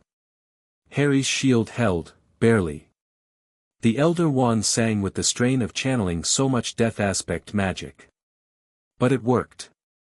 The fragments screamed and shattered and dissolved, pulled across the boundary into whatever void awaited it. The crack in the stone sealed itself. The gold band lost its sickly gleam and became just a ring, old, battered, but clean. 3, Harry said, pocketing the purified ring. 3 down. The withering curse is gone too, Lily observed, examining the ring with her researcher's gaze. Destroying the Horcrux disrupted the enchantment matrix. The ring is safe to handle now. Then we go back for the diadem, Harry said. Today. Hogwarts. Hogwarts was different when Harry returned. Not physically, the castle was the same as always, ancient and grand and slightly too aware for a building. But the atmosphere had shifted. Students stared openly as Harry walked through the entrance hall. Whispered in clusters. Pointed at the Peverell ring on his finger as though it were a second lightning scar. Umbridge was nowhere to be seen. Harry learned later that she'd been reassigned by the Ministry within hours of the hearing, Fudge scrambling to distance himself from his own appointee now that the political winds had changed. The pink toadish regime that had dominated Hogwarts all year had evaporated overnight, leaving behind a power vacuum that the remaining staff were frantically trying to fill. McGonagall met Harry in the entrance hall. She looked like she hadn't slept, but her eyes were sharp and her posture was steel. Lord Potter Peverell, she said. Welcome back. I've been named acting headmistress pending a formal appointment. Congratulations, Professor. Don't congratulate me yet. I've inherited a school in chaos, a staff divided over the hearing's outcome, and a student body that's been reading the Prophet all morning and has opinions about everything. She paused. Also, there's a Ravenclaw diadem that I understand you need from the Room of Requirement. Harry blinked. How, your mother sent me an owl at 6 this morning, McGonagall said dryly. She's very organized. She really is. Can you clear the corridor for me? I'd rather not have an audience. Already done. 7th floor is sealed. Do what you need to do. Harry climbed to the 7th floor. The corridor was empty, silent, sealed by McGonagall's authority, the new headmistress's word carrying full weight. He paced before the tapestry of Barnabas the Barmy. I need the room where things are hidden. I need the room where things are hidden. I need the room where things are hidden. The door appeared. Harry pushed it open. The room of hidden things was vast, a cathedral of lost objects, piled in mountains and valleys that stretched to impossible distances. Harry could have spent weeks in here and not found what he was looking for. But he didn't need weeks. He had his mother. Straight ahead, Lily said, appearing at his side. 400 paces. Turn left at the cabinet full of bottles. Past the old broomstick pile. There's a bust of an ugly wizard on a table, the diadem is on the bust's head. Harry moved fast, navigating the maze of junk with purpose. Broken furniture. Ancient textbooks. Dark objects that hissed and rattled as he passed. A vanishing cabinet that thrummed with half-active magic, he noted its location and moved on. There. A marble bust, blistered, warped, wearing a tarnished tiara. Ravenclaw's diadem. Even from 10 feet away, Harry could feel the Horcrux inside it, that same oily wrongness, weaker than the locket had been but unmistakable. He didn't hesitate. Elder wand raised, ring hand extended. The push, the command, death reaching for what belonged to it. This one was the easiest yet. The diadem's fragment was thin, attenuated, it had been hidden here for decades without anything to sustain it, weakening slowly. Harry's command tore through it like paper. The fragment didn't even scream. It just dissolved. Faded. Slipped across the boundary with barely a whisper. Harry said. He picked up the purified diadem, beautiful, silver, inscribed with Rowena Ravenclaw's famous motto, "Wit beyond measure is man's greatest treasure." It hummed with a different kind of magic now, not dark, not parasitic. Old. Clean. The magic of its original creation, free at last from the contamination. That should go back to Hogwarts, Lily said. To Ravenclaw's legacy. It doesn't belong to us. I'll give it to McGonagall, Harry agreed. He tucked it carefully inside his robes. Now. Dumbledore's office, the sword. The office is empty, Lily confirmed. Dumbledore removed his personal effects last night. But the sword of Gryffindor belongs to the school, not to him, it should still be there. The gargoyle guarding the headmaster's office leaped aside without asking for a password. It recognized authority, and Harry carried more of that than any password could convey. The moving staircase spiraled upward and deposited him in the office itself, stripped bare compared to Harry's previous visits. The silver instruments were gone. The personal books were gone. Fawkes's perch stood empty, the phoenix had apparently departed with its former master. What remained was the furniture, Hogwarts property, and in a glass case behind the desk, gleaming ruby red and silver, the sword of Gryffindor. Harry opened the case. The sword came to his hand like a familiar creature, its grip conforming to his palm. He could feel the basilisk venom in the blade, a deadly resonance that made the metal sing. That's 5 options for Horcrux destruction, James said. The sword, the ring's authority, basilisk venom directly, fiend fire, and the Elder Wand's force. We're spoiled for choice. We need to plan for Nagini, Harry said, sheathing the sword in a conjured scabbard. She's the last external one. After her, it's just me. Nagini stays close to Voldemort, James said. Getting to her means getting to him. But after yesterday, after what you did in the Wizengamot chamber, he's going to be cautious. He felt that magic. He doesn't understand it, and that terrifies him. Good, Harry said. Let him be terrified. But I'm not going to wait for him to come to me. I'm going to draw him out. How? Lily asked. Harry looked around the empty office. At the vacant perch. At the bare walls where Dumbledore's portraits of previous headmasters still hung, watching him with painted eyes.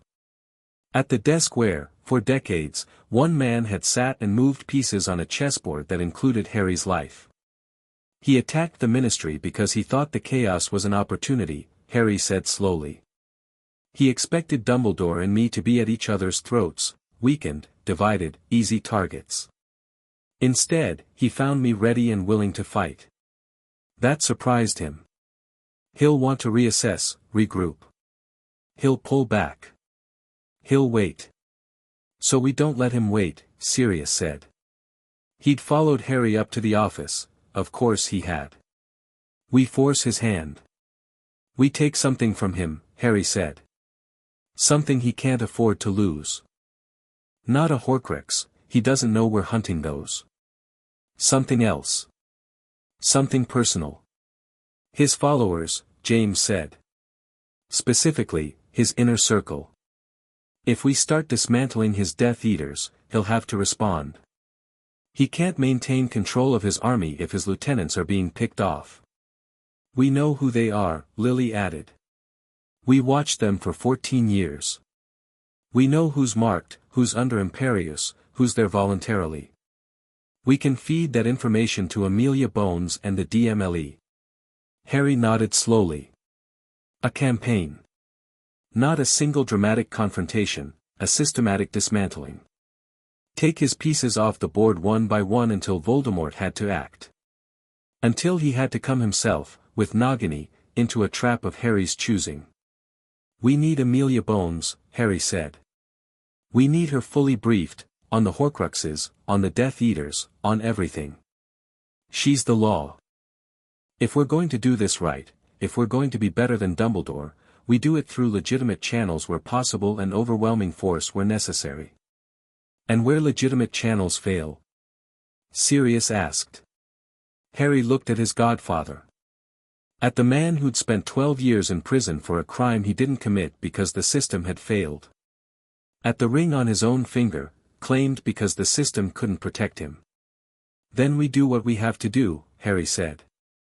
But we don't become what we're fighting. That's the line. That's always the line. Remus Lupin arrived at Potter Manor that evening. He looked awful. Thin, shabby, grey before his time, the wolf's toll was written in every line of his face. But when he stepped through the flue and saw James and Lily standing in the entrance hall, something crumbled in his expression that had been holding him together for 15 years. Moony, James said softly. Remus Lupin, werewolf, professor, last marauder standing, fell to his knees in the entrance hall of Potter Manor and wept. It wasn't a dignified grief. It was the ragged, shaking, overwhelming release of a man who'd been carrying loss alone for over a decade. Sirius was beside him in an instant, arms around him, and they held each other on the floor while James and Lily watched with expressions that held no pity, only love, and the grief of not being able to physically embrace their friend. Harry stood back. Let it happen. This wasn't his moment, it was theirs. Eventually, Remus raised his head. His eyes were red, his face wrecked. He looked at Harry and said, I'm sorry. I should have been there. I should have fought for you. Stop, Harry said. Everyone keeps apologizing to me. I don't need apologies. I need allies. I need people who'll fight with me, not for my forgiveness, but because it's the right thing to do. Can you do that? Remus climbed to his feet with Sirius's help. Looked at Harry, really looked, the way a wizard with enhanced senses looked, and something shifted in his expression. Recognition. Respect. You're not a child, Remus said. Not legally. Not anymore. No. I mean, Remus shook his head. You feel different. You're magic, he's Lord Peverell, James said. Master of the boundary between life and death, or near enough.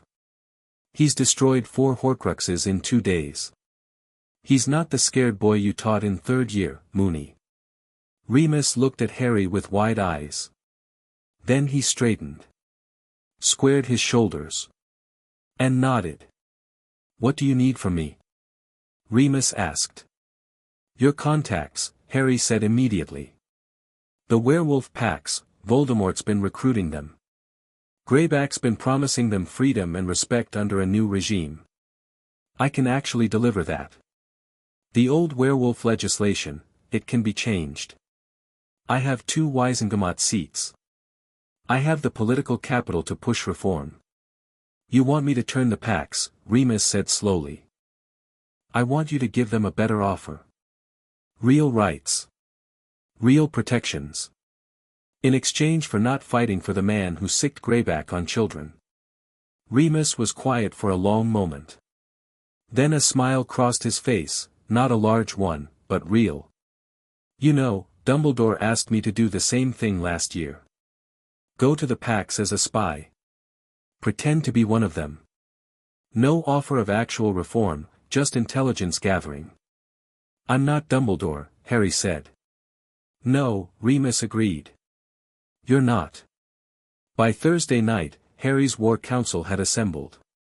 They met in the Manor's dining room, the long table that could seat 30 occupied by a smaller but formidable gathering. Harry at the head. Sirius and Remus flanking him. James and Lily hovering, present, visible, participating. Amelia Bones, who'd accepted Harry's invitation with grim professionalism. Augusta Longbottom, radiating iron-willed competence. Neville, quiet but present, sitting beside his grandmother with a set to his jaw that reminded Harry of the boy who'd stood up to Malfoy in first year. And, unexpectedly, Kingsley Shacklebolt. The senior Auror had come on Amelia's recommendation, the best combat wizard in the DMLE, she'd called him. He'd listened to Harry's plan with the expression of a man who'd been waiting for someone to actually do something instead of just reacting, and had pledged his wand without hesitation.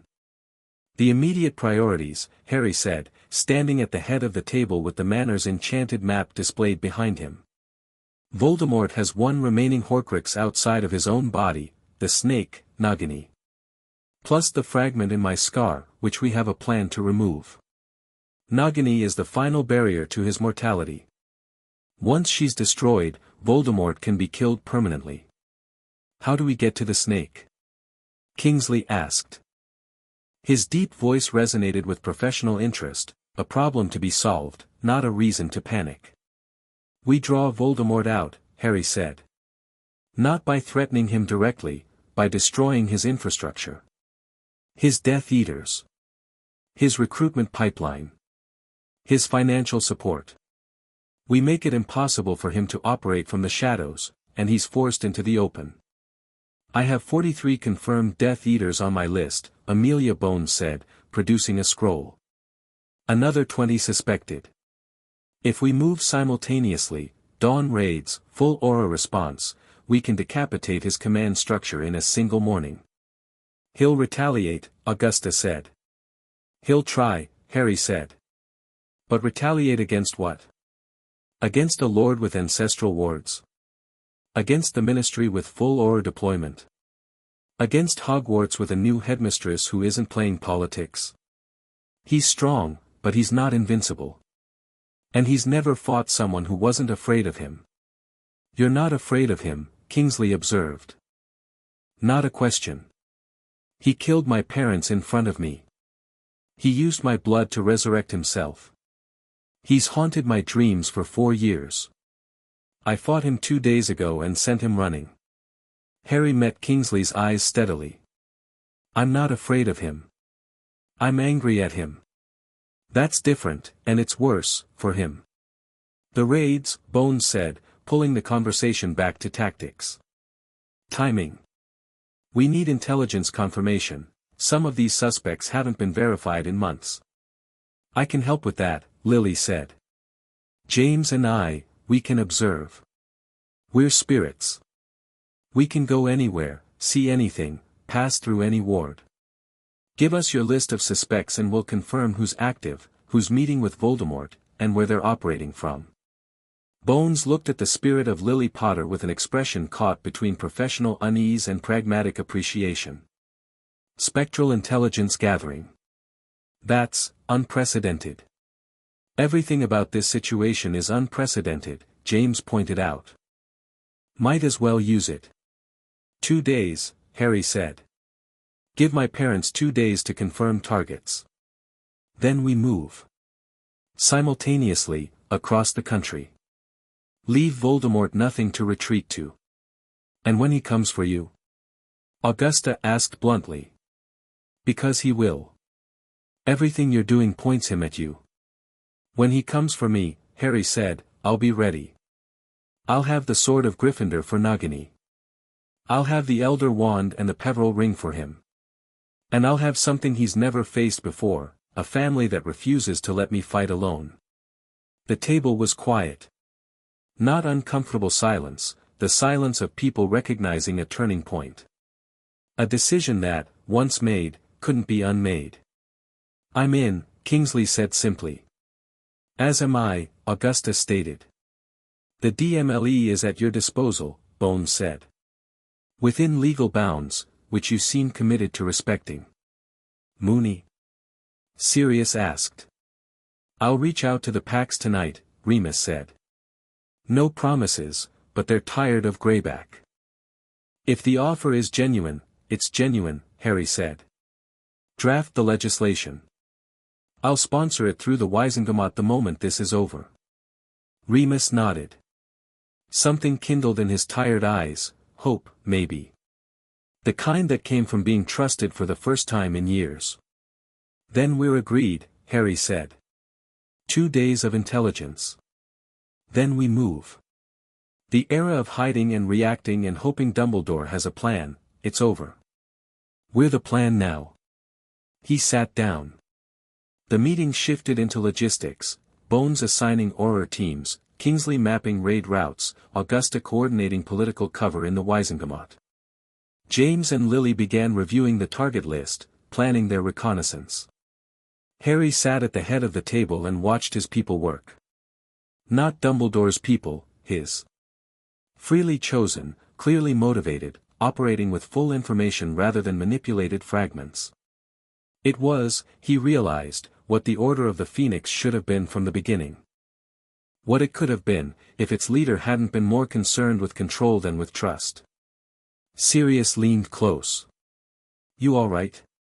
Yeah, Harry said. I'm good. You know this is going to get worse before it gets better. I know. You know Voldemort's going to come at you with everything he has. I'm counting on it. Sirius studied him for a moment. Then he leaned back, crossed his arms, and grinned. You know what? I almost feel sorry for him. Don't, Harry said. He had choices. He made them. Now he lives with the consequences. He paused. Well. He dies from them, actually. Sirius barked a laugh. Several heads turned. Harry didn't smile, not outwardly. But something warm settled in his chest.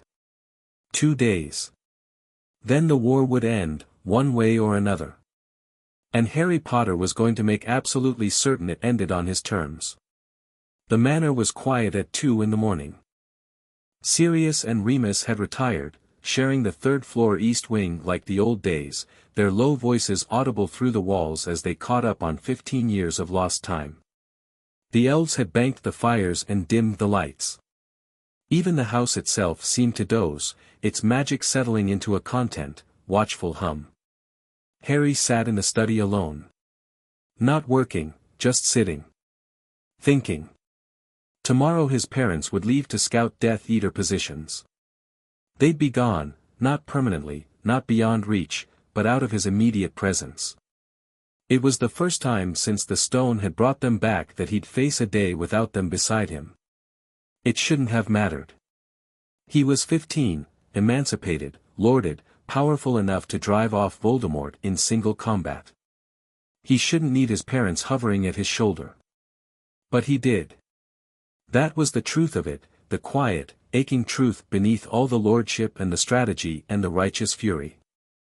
He was 15 and he'd just gotten his parents back, and in 2 days he was going to face a war, and some part of him was still the boy in the cupboard who just wanted someone to tell him it was going to be okay. You're thinking too loud. Lily materialized in the chair opposite the desk. She looked at him the way only mothers could, seeing past the armor, past the titles, straight to the scared kid underneath. I'm fine, Harry said. You're not. And that's all right. You don't have to be fine all the time, Harry. You don't have to be strong every moment. There's a war coming. In 2 days. I have to, in 2 days, you'll be ready. Right now, it's 2 in the morning and you're a boy who's been through more in 1 week than most people face in a lifetime. Let yourself feel it. Harry was quiet for a long time. The fire crackled. Somewhere in the house, a clock chimed the half-hour. I keep thinking about the cupboard, he said finally. About all those years. And I keep thinking, what if I'd had this? This house, you and Dad, Sirius free, Remus around.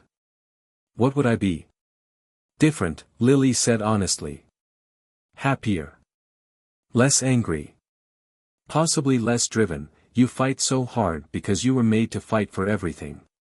In a kinder world, you might have been gentler. Do you wish I was gentler? I wish you hadn't needed to be hard. But I'm proud of who you are. The hardness isn't all of you, it's armor, and you chose to wear it. Underneath it, you're still the boy who makes friends with house elves and names his owl Hedwig and forgives people who probably don't deserve it. Harry smiled. Small, tired, real. I should sleep. You should. Big days coming.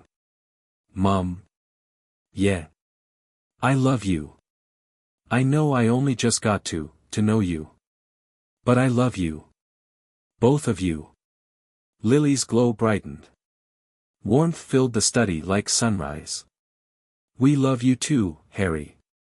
More than death could hold. More than anything. He went upstairs. Slept in the master bedroom of Potter Manor, in a bed that was soft and warm and his, with wards older than England humming in the walls around him and the knowledge that he was protected, truly, deeply, finally protected. And in his dreams, for the first time in months, there was no graveyard. No snake's eye view of dark corridors. No scar burning, no whispered threats. Just peace. Tomorrow, the war. But tonight, peace.